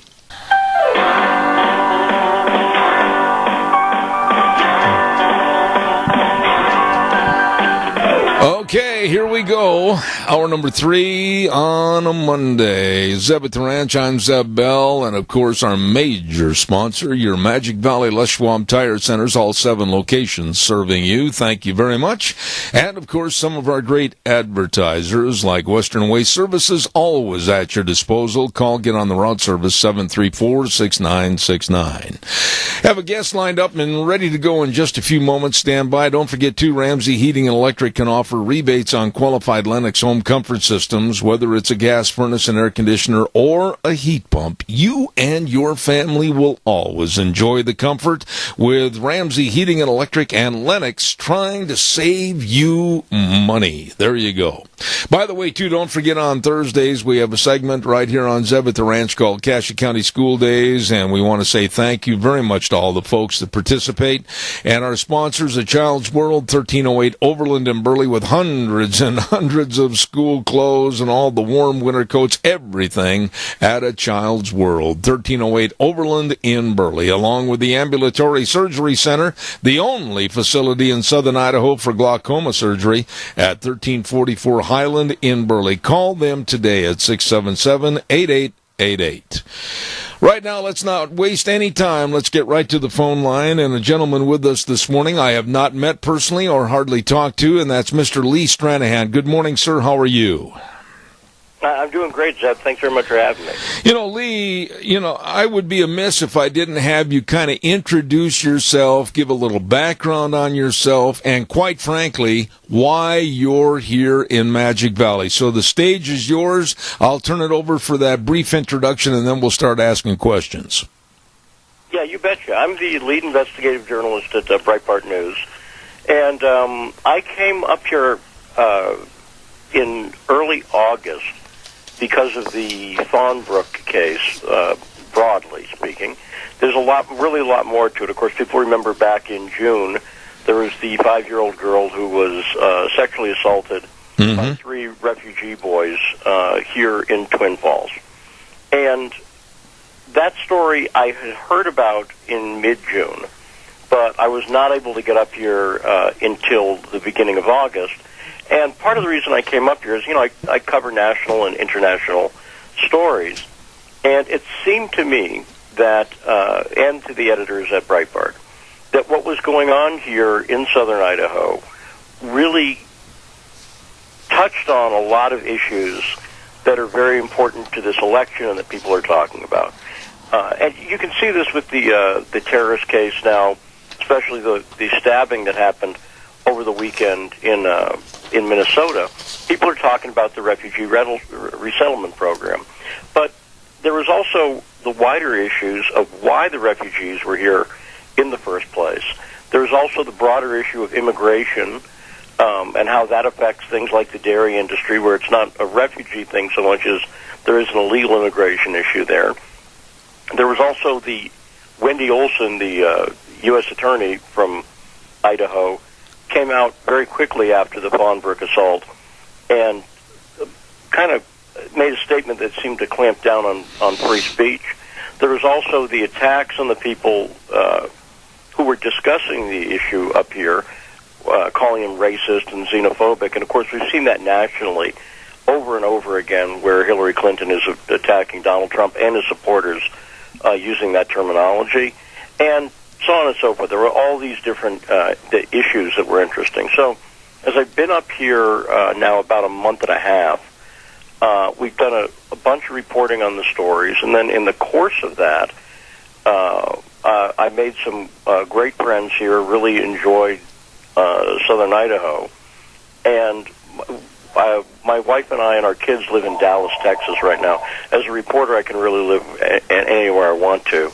I don't cover local stories. I travel a lot. And so, anyway, the long story short is we've decided to actually move up here. So we're currently looking for a house, and I'm up here as the advanced team and then bringing up my family in October. So hopefully that's enough to get you started. Okay, Lee, I can see right now that we're not going to have time for everything I want to cover this morning, so I'm going to have a return engagement with you on this program. Let's start, first of all, with what's happened on my program so that you know a little bit more about me. I've been at odds with the Times News and the College of Southern Idaho Refugee Center and the city mayor and council of Twin Falls because I think that they are creating a forced naivete regarding the refugees coming into this area. Would you agree with that forced naivete as far as the way I stated it?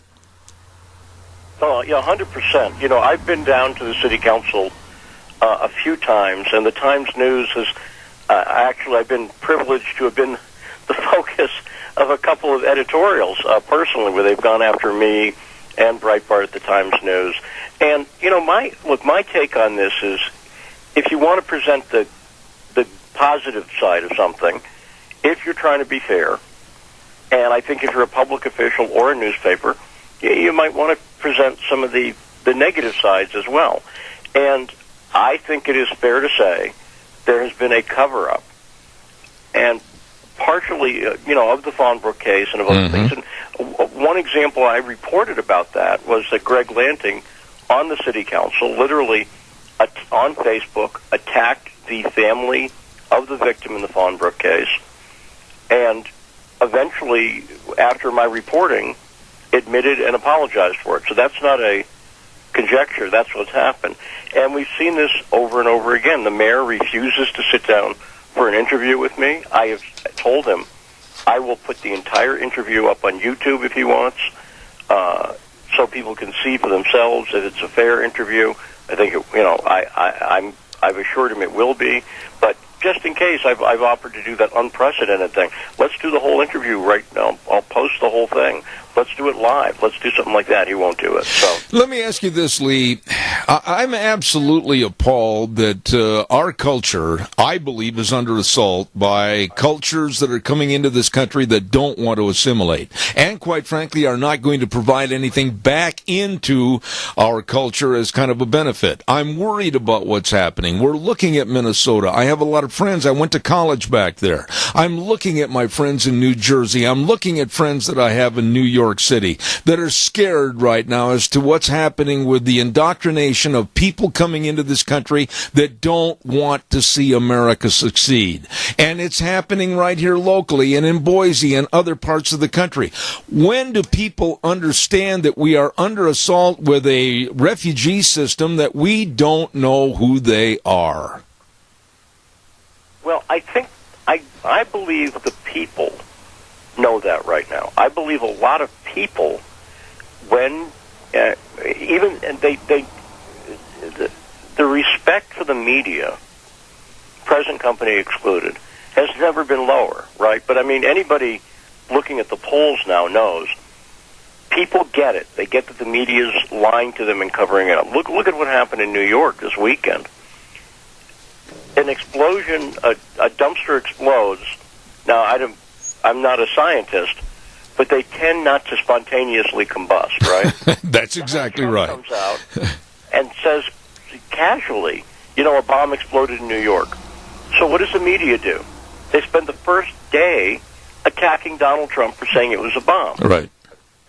Now think about that. That is a bizarre sort of political correctness. We're saying a dumpster exploding is a bomb, and he wasn't stating it legally. He was just saying, he was trying to describe to people what had happened, and it was pretty obvious. And of course, now we know, it was a bomb. It was one of a number of bombs. But we've seen this over and over. I'm reminded, I covered the Orlando shooting, the Pulse nightclub shooting.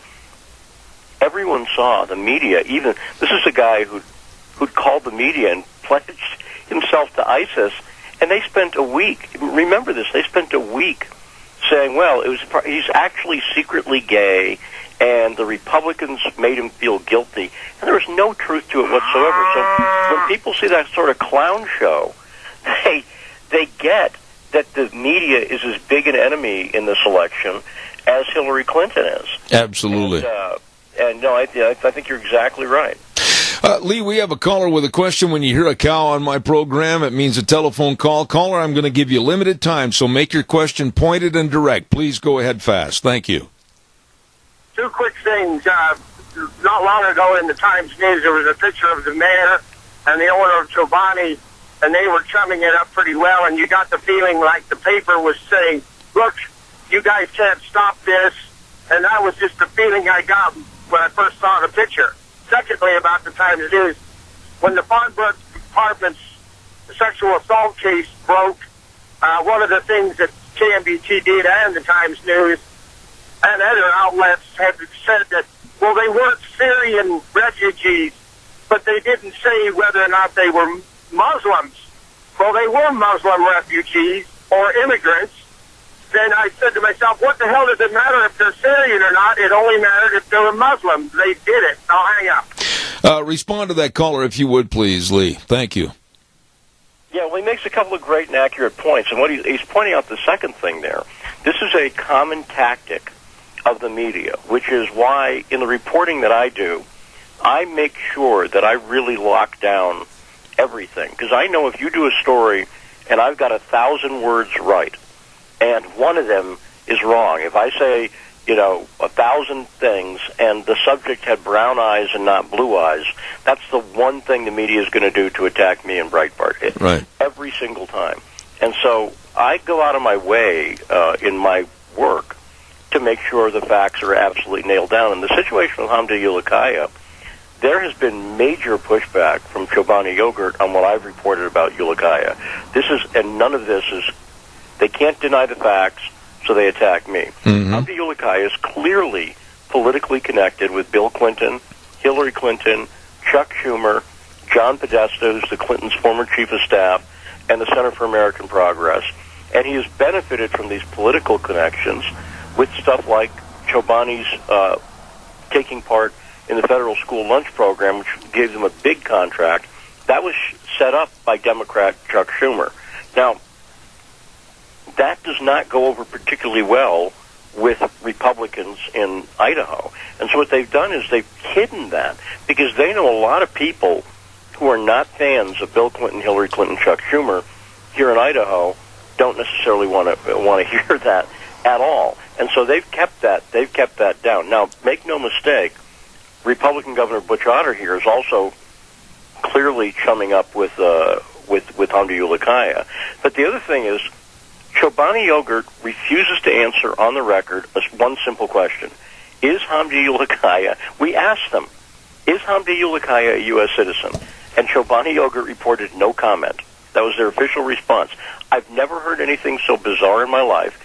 Just say whether the guy's a U.S. citizen or not. That gives you the answer. When someone won't answer a direct question, right, that tells you what's really going on. That's what's going on here. And there's so much I want to get into this morning. And, boy, I'd like to ask more questions, but I'm going to have you back. But, Lee, one of the things that I have said on my program for a long time, long before you became involved in this area or anybody else, I said I am not a globalist. I want to try to internally work my way out into the hinterland as much to help our people in America grow, thrive, and prosper. I don't want to be a globalist. I don't want to have all this diversity coming into my country. I don't want to see the Social Security system being broke. I don't want to have to pay for somebody else's education or their economy. I just want to help people here. Am I wrong in my thinking? No, absolutely not. And that's really one of the lessons of what's going on in Twin Falls. This is a issue of globalism. You have hit it exactly on the head. And I've talked to other experts. And by the way, I don't want to take too much credit for it. I mean, I've come up and done what I've done, but there's an activist community in Twin Falls. You got a lot of activists. You got people who are patriotic in southern Idaho. I don't have to tell you that. There's a lot of people who've been doing a lot of work here. But you've hit the nail exactly on the head, Zeb. Globalism is the issue here. This is about people taking resources out of a community. They come to Idaho because they can get cheap labor, cheap land, right? And then the money does not stay here. Right. Yeah, you'll get some minimum wage jobs. Yes, Twin Falls has a bunch of new fast food restaurants and stuff like that. And you know what? That's nice, and I eat at them, right? So that's fine.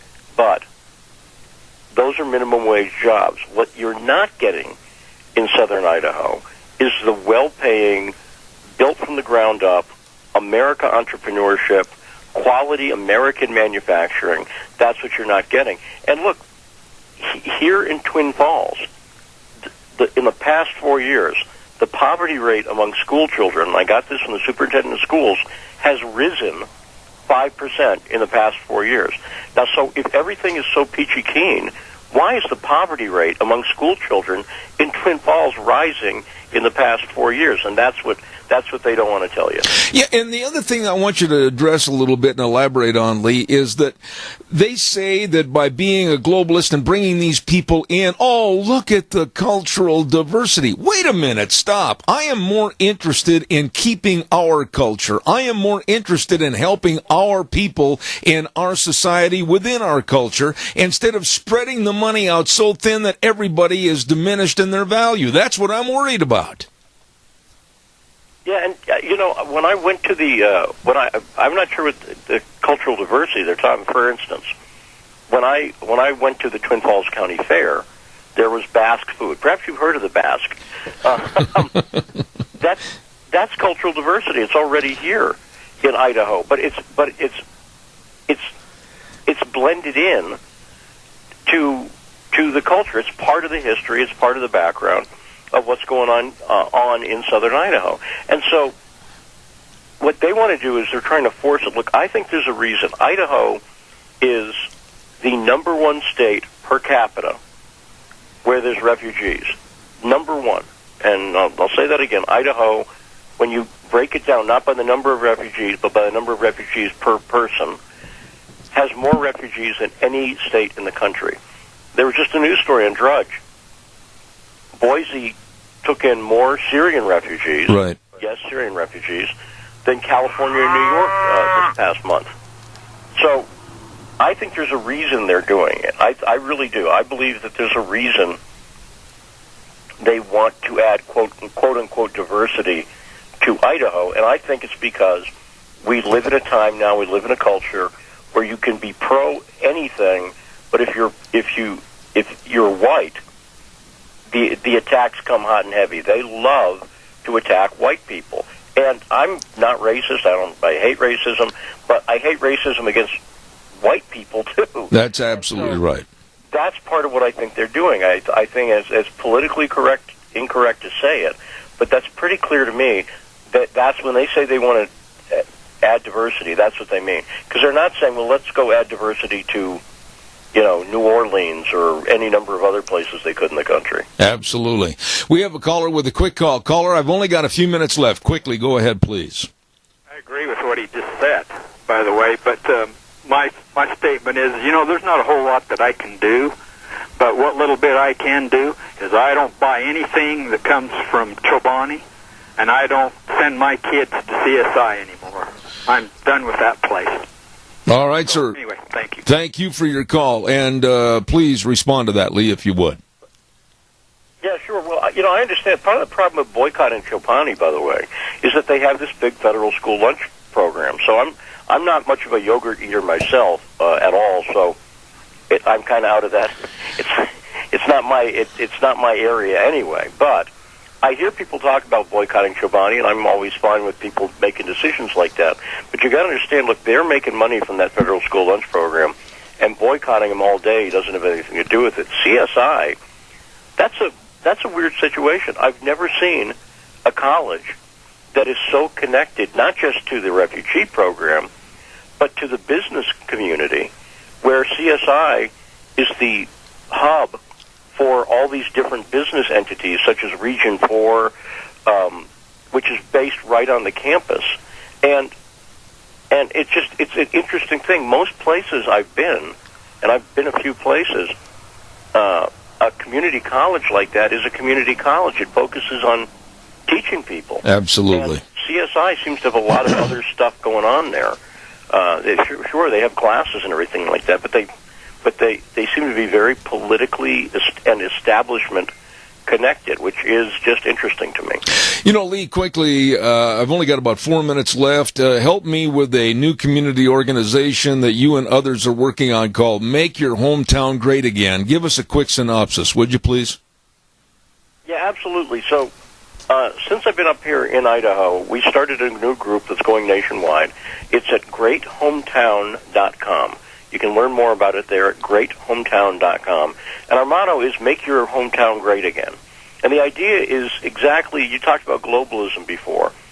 If the Donald Trump campaign is fighting globalism on a national scale with populist nationalism, in other words, America first, anti-establishment, we realize that you can't just fight the problems we're facing as a country today at a national level. You've got to do it at a local and a state level. And that's exactly what we're doing. So we're trying to apply low government solutions to the problems that have been created, not just by the Democrats, because I'm a Republican, but let's be honest, the Republican Party has caused a lot of the problems we have. And when you get to some of these issues, the Democrats are indistinguishable from the Republicans. On immigration, for instance, a guy like John McCain is every bit as bad as Hillary Clinton. Absolutely. And so we're taking a sort of cross-partisan, low government, less government solution, but trying to actually solve some of the problems on a neighborhood level, on a city level, and on a state level. And we're doing that in Twin. We're going to be announcing another chapter in October, and we're growing just as people are contacting us. So again, it's great. Hometown.com. We list some of the solutions, and we're going to be really, going after some of the problems like this poverty I was talking about that's growing in Twin Falls right now. So that's what we're doing with that group, and it's pretty exciting. We had a press conference last week and had a very good reaction. Actually, I will say, KMVT and the Times News did a good job of reporting.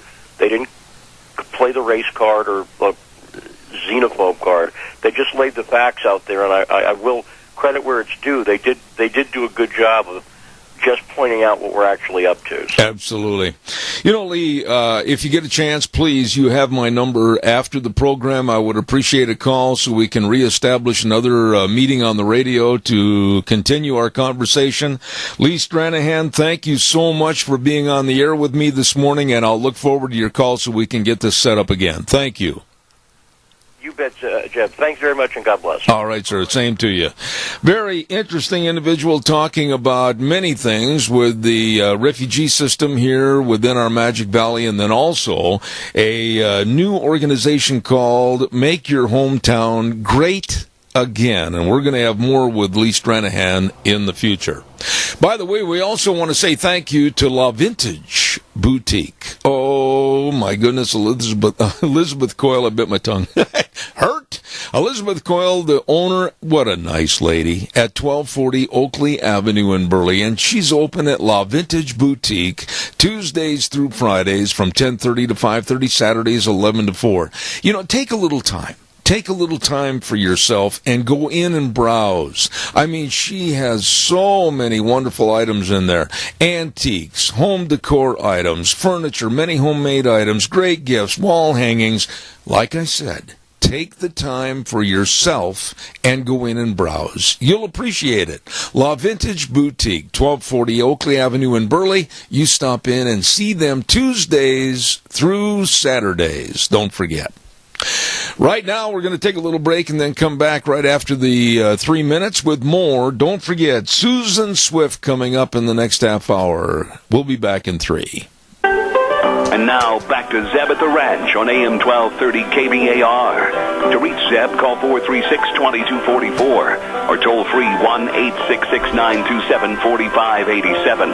And now, here is Zeb Bell. Welcome back. We're on the home stretch. Last half hour of the program on a Monday morning. Zeb at the Ranch, good morning. And I want to remind you again about Ramsey Heating and Electric, offering rebates on qualified Lennox home comfort systems, whether it's a gas furnace, an air conditioner, or a heat pump. You and your family will enjoy the comfort.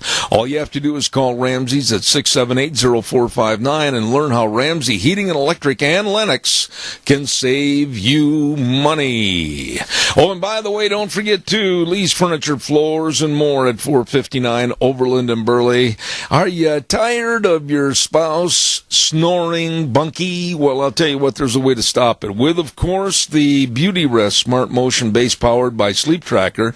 You can push that little button and all that is going to go away. Yes, you'll have a good night's sleep. Find out more. Check out all the furniture, all the bedroom suites, and the sleep trackers at Lee's Furniture, Floors, and More at 459 Overland in Burley. Right now, we're going to go to the phone line, and I'm really looking forward to having this lady on my program. She's a lawyer, a writer, and a reporter at Politichicks, and a former actress. My goodness, what a resume. Good morning, Susan Swift. How are you? I'm very well, thank you, and thank you so much for having me on this morning. Oh, it's my pleasure. And just give me a little background. I think I have seen you on various films, etc. Give us a little background on what you used to do as an actress. I was cast in a film called Audrey Rose back in the 70s. This was directed by Robert Wise, the legendary director of such things as West Side Story and The Sound of Music. I was introduced as the juvenile lead in that film, and I played opposite Marsha Mason, John Beck, and Anthony Hopkins. And I was kind of actually found. It was one of those cases where they did a nationwide talent search looking for a little girl to play the role of Ivy Templeton because they couldn't find anyone in Hollywood and a current actress who could do it. So they actually came all the way around the nation and came to my hometown of Houston at the time. Oh, my. Well, Susan, then after your acting career, you became a writer and a reporter at Politichicks, and you have written a lot of interesting pieces, and you've studied a lot on Hillary Clinton as of late, and had written a piece called Hillary's Long-Term Health Mysteries. It is a refreshing guest on my program that would sit back, especially from the female point of view, and tell us that Hillary is not all that she might appear to be. Go ahead and elaborate on that a little bit, if you would, please. I'd love to. Yes, Hillary is not well. I think she's sicker than she's letting on, and the reason why is because I've been investigating this. I've been going back into the public record that we are aware of. Bear in mind, she has not released her health records. She's got a doctor's note so she can come back to school, the campaign, from Dr. Bardak, but that's not the same as medical records. She's had a chronic cough going back for at least 8 years that I can document. And in fact, I did in an article at politichicks.com, just chronicling all of the different events where we see her just hacking and coughing and unable to even finish interviews on video. So that's been going on for 8 years. So if it is the flu, if it is allergies, it's a really long time she's been having these problems. She's also been on prescription medications for almost 20 years that we know of. Those would be the blood thinners to control her blood clots. She's had 3 blood clots, by the way, and she's also been on thyroid medicine, and that seems, that's pretty typical. But the blood thinners, that's because she tends to make blood clots. She's had 2 deep vein thromboses, those are blood clots in your legs, and then she had one, a cerebral blood clot, that means in your head. She had one, she said it was as a result of the concussion she received in 2012, which brings me to her history of falling down. And I always ask, why is Hillary falling down? We have five falls that we know of that are documented. Of course, she's not telling us if she's still falling down inside her private residences when the cameras aren't rolling. The first fall that we know of was in 2005, and it was at a speech in February. She blamed that fall on a gastrointestinal virus. So we see a pattern of attributing these falls to various maladies. So she fell in 2005. She fell again in 2009. Walking to her car, she slipped and fell and broke her elbow, which required surgery. Then again, we see her falling in 2011. And the media was not making much of this until her most recent collapse at the 9/11 memorial, because these are on video that mainstream just don't bother to go to. In 2011, she was walking up some stairs to board an airplane, and she got up the stairs just fine, started walking onto the plane, and boom, down she went. And that video is out there that hasn't really been, up until last week, no one was really talking about that. And then again in 2012, she fainted at her home, or what they attributed was it was fainting, and that's when she starts this concussion. She says because of the fall in 2012, she received a concussion.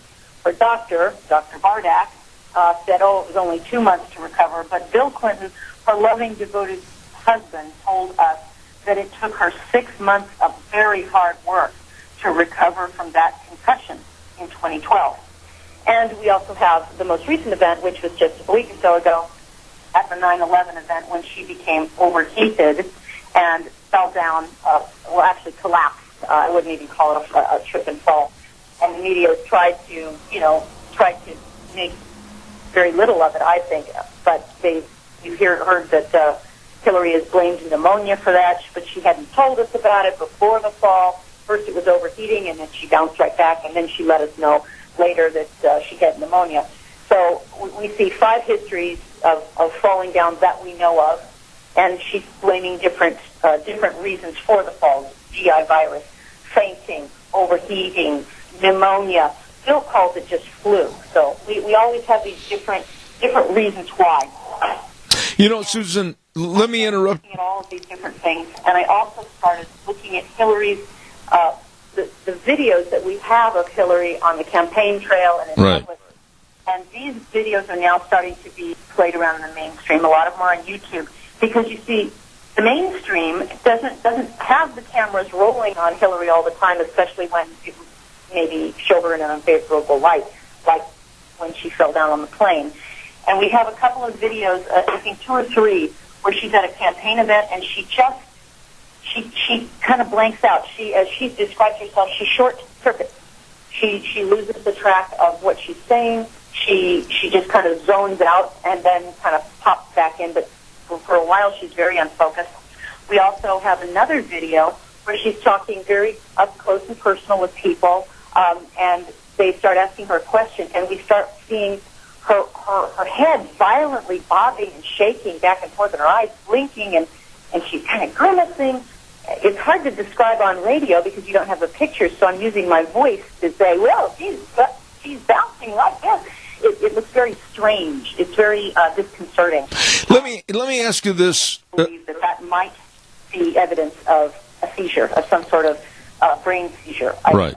It could be an absence seizure in the brain, which is it's an abnormal activity in the brain. Let me jump in, Susan, and ask you some questions here in regards to some of the things that I've observed, even before I read some of the cheat sheets that you had on the information regarding Hillary. About 4 weeks ago, I was watching her on a newscast walk across a very small parking lot and then be assisted up a podium to speak. And I noticed that the left leg in her pantsuit seemed to be extremely swollen, and she wears very large clothing. And I said this long before on my program, that she looks like she's trying to hide a swollen leg, and basically she seems like she's not well because of the swelling. Am I right or wrong? That I don't know, but it does. I have noticed that some of the odd behavior that she has, she's starting to wear essentially muumuus, very large skirt-like dresses. And I don't know. I mean, look, I'm a woman, and nobody likes to get old and fat. Okay, so if she's just trying to hide some extra pounds, I understand. But I think there's something else going on here. We also know from the video at the 9/11 memorial when she collapsed, a close-up shot on her, I believe it's her right leg in this video. You see something fall out of her leg, some item. We don't know what it is. She's not telling us, and of course, when they scoop her up into the van, everything got cleaned up, including the shoe that she lost, like Cinderella. But we see something fall out of the pantsuit, and we don't know what it is. I've actually been doing a little bit of research on that, and I have my theories, but leave that alone for now. The question that we should all be asking, and we deserve to know, because we're the people who are making our choice to employ the president. The president is our employee. We pay the salary. We're the people who bestow the power upon the president, not the other way around. And the question we should be asking is, why is Hillary falling down? Is she suffering from something that connects all of these dots? Is she? I mean, we also have pictures, by the way, where people have to literally hold her up so that she can speak. She has trouble climbing stairs. The leaked emails from Colin Powell. In 2015, March 2015, Colin Powell noted in one of his emails to Jeffrey Reed that she can't even climb up steps to get to a podium. They knew that back in 2015. So people on the inside know that she's having trouble walking. Her own staff admits that she has headaches and dizziness and imbalance and memory loss. And recall that Hillary herself has blamed that concussion for her memory loss. during the email scandal and the testimony to the FBI. She said, I think 39 times, I can't recall. Right, She's going to concussion for that.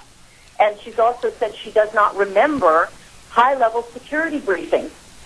She just does not recall them, does not remember them. So those are two incidences that we know of that she herself is admitting to memory loss.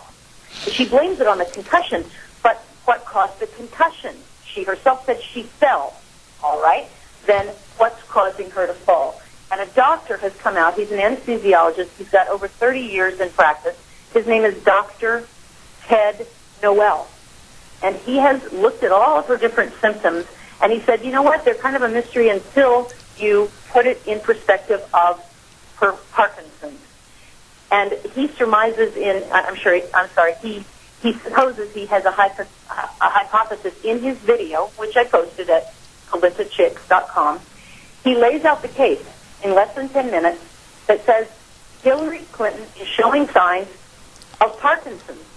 This would also connect even to the coughing, because Parkinson's is a neurological disease. That's right. Your brain. There are certain brain cells in your brain that don't produce the right chemical called dopamine, and dopamine helps your brain control the voluntary muscles in your body.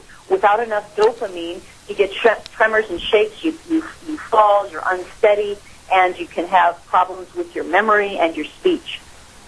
And there are different drugs you can take to help stave some of these symptoms off, and Dr. Ted Noel, in his video, suggests that what happened at the 2016 collapse, when we saw her collapse at 9/11, was he believes that they whisked her away, not to an ER, because they don't want a doctor to be able, an unvetted doctor, shall we say, to take a look at Hillary. It's interesting to me that Hillary doesn't trust doctors. She only wants her own staff around her. So they diverted from an ER, and they took her to Chelsea's apartment. And then she emerged 20, 30 minutes later. Dr. Ted Noel believes that she took a dopamine pill, basically, that she took a fast-acting medicine which helps your brain produce the right chemicals to control your body. Right. That's his theory. He says when you look at all of these symptoms that we've seen over years, it makes sense if we suppose that she has Parkinson's. Again, he hasn't diagnosed her, but he's put together as a doctor all of these different symptoms, and he said, well, what could be the cause? And Parkinson's could be it. The troubling thing about this and why it matters, certainly we've had, Roosevelt was in a wheelchair. It's okay if someone has, polio or some sort of debilitating health problem that maybe affects their limbs, and we understand that. But polio doesn't affect your brain. That's right. And Parkinson's does.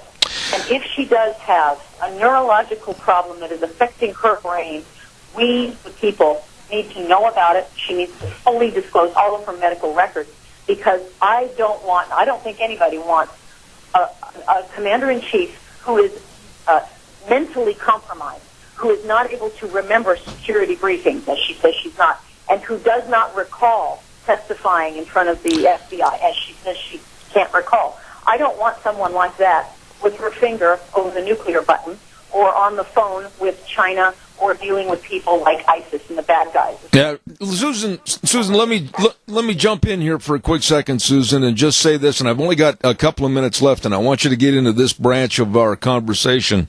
What about the Democratic Party? What kind of a stranglehold do the Clintons have over the Democratic Party that the Democrats and the DNC haven't sat back and said, wait a minute, the horse that we have in the race might not make the finish line, we'd better make a change? Quickly respond to that, if you would. Well, Don Fowler, who is the former head of the DNC, suggested just that over this weekend. It said, boy, we better get Plan B in place. We better have a contingency plan in the event that Hillary is not going to be able to be the nominee. Now, I think Hillary would have to be dead before that would happen. But it signals to me that when the former head of the DNC, who managed Bill Clinton's campaign, if he comes out and says that, which he did, that to me tells me that the DNC, they know that this is a very, very serious health problem. This is not just flu. This is not just pneumonia. This is not just allergies. They know something we don't, and they are in absolute panic mode to try to figure out what do they do if Hillary can't serve as president. Who do they replace? I don't even know what they're going to do, but it shows me their true level of panic. And I think the internals of the polls would actually say something about that, too. I'm doing some research on that, but I don't know if you have time for that. One final thought here real quick, Susan, and I'm out of time, but what about the debate next Monday night on the 26th? All heck could break loose if the lady has an attack during the debates. It's funny that they would put her out on the stage under those circumstances. Well, I guess if she falls down, if she has any kind of stumbling or stammering or any kind of mental problem or physical problem that is visible, I think I would hope it would be game over. But you never know. There's lots of different medications and things that they might be able to do to prop her back up. She's got 90 minutes of stress, though. 90 minutes being peppered by Trump. I think what Trump should do is focus on rattling her cage, because the press won't do it. The press are going to probably ask her very polite, nice questions, and they'll probably do something where they have nice long breaks with the commercial to make sure she's comfortable. But I think it's all about, if Trump can make it about her corruption, her email scandals, the FBI, the Benghazi, and if he can keep bringing pressure back on her to force her to make these answers, perhaps we'll see her under stress. And if she performs poorly under stress, that could be a make-or-break scenario. Susan, you got to come back. I've enjoyed having you on the program. You're great with your study and your piece on Hillary's long-term health mysteries. Susan Swift with Politichicks. God bless you, and come back soon, please. I will do. Thank you so much for having me on. Have a great day. All right. Thank you very much. A wonderful lady right there that is really studied, and you could tell by her speech and the way she delivered her opinions on Hillary. She's really studied her life on blood clots and the headaches and the imbalance and the memory loss and everything else. And when I read this story this morning, I've got to be honest with you, it just opened up so many more questions about the blood clots and the different medications that she is on or has been on, and all the clothing and the swelling and every other issue, the psychological disorders. There are a lot of questions that are not answered and possibly won't be answered about Hillary Clinton. But my question is, why would the Democrats want to hang their hat on Hillary, knowing that at any moment, at any time, during any TV interview or any debate, i.e. next Monday night, the 26th, the chances of seeing their party and their platform fall completely apart? We're going to get the weather on right now, and the weather is brought to you this hour by our friends at Scarrows Meats, 331 North Road, Jerome, and they are changing the way we eat, one delicious bite at a time. Your hometown meat cutter, locally owned custom meat processor for over 20 years, Scarrows Meats. Caller, we'll get the weather, and I'll be right with you. Don't go away. Here's Gina with the weather.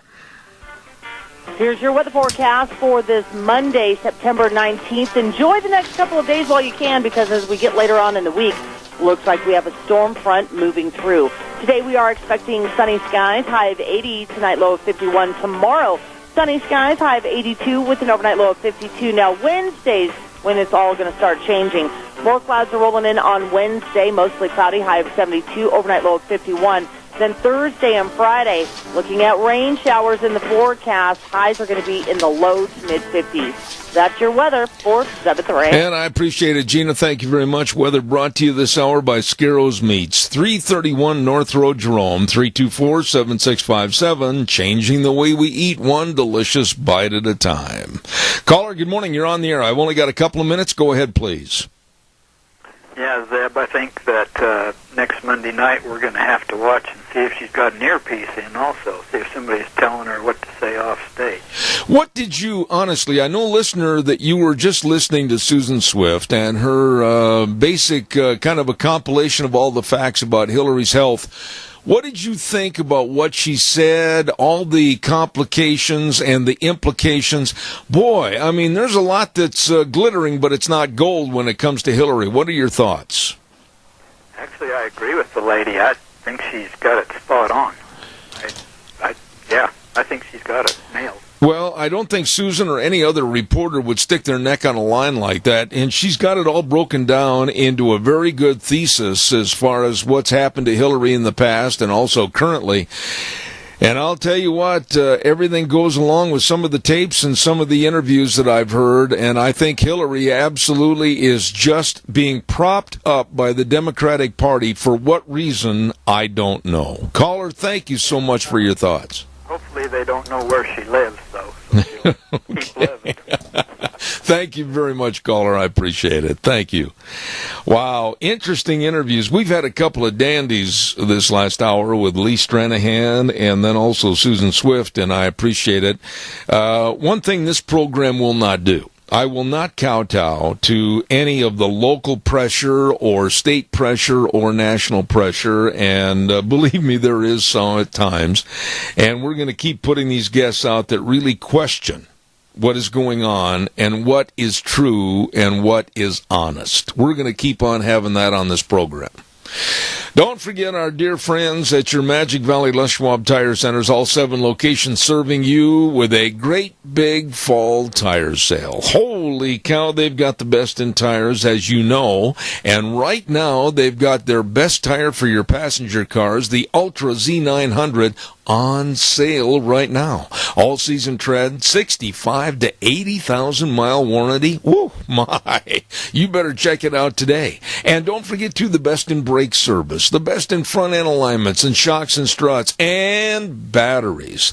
They've got it all for you at all 7 locations. And people that really want to serve you. You stop in and see Lane and Rupert, Dave on Blue Lakes and Twin, Mike and Buell, Mike and Jerome, the Twist family in Paul, Daniel on Poline in Twin Falls, and Randy on Overland in Burley. They're absolutely the best. Your Magic Valley Les Schwab Tire Centers. Tomorrow on the program, and wow, I've got a lot of work to do right after this program's over because we had a couple of our guests call and say, can we change that till the next day, or can we change this segment till the next week? Well, okay. What we're going to do is we're going to get on the phone line and we're going to change some things as far as our various segments tomorrow. We do know Dr. History is going to be in the studio, and I've got quite a few different guests coming on regarding politics and also this mess with the refugee system in our country. So we'll have all that lined up for tomorrow morning at 8:06 right here on Zeb at the Ranch. A quick reminder, I got to get this in. The 100-year celebration of the Old Settlers Association is going to be held on Saturday, September 24th. We told you this earlier this morning. Check-in time is 11 o'clock, dinner at noon at the Rupert Elks Lodge on Highway 25 between Rupert and Paul. They're going to have oven-baked turkey and all the dressings. It's going to be fantastic, and it's $15 per plate, entertainment included. And if you want to go, please call my dear friend Gary Shorsman at 436-3982. Gonna wrap it up. Put it back in the box for today's Zeb at the Ranch. Thank you for all your kind calls, and again, thanks to all of our guests, and we'll be back here tomorrow morning at 8:06. And remember, the way things were are the way things ought to be. See you tomorrow morning.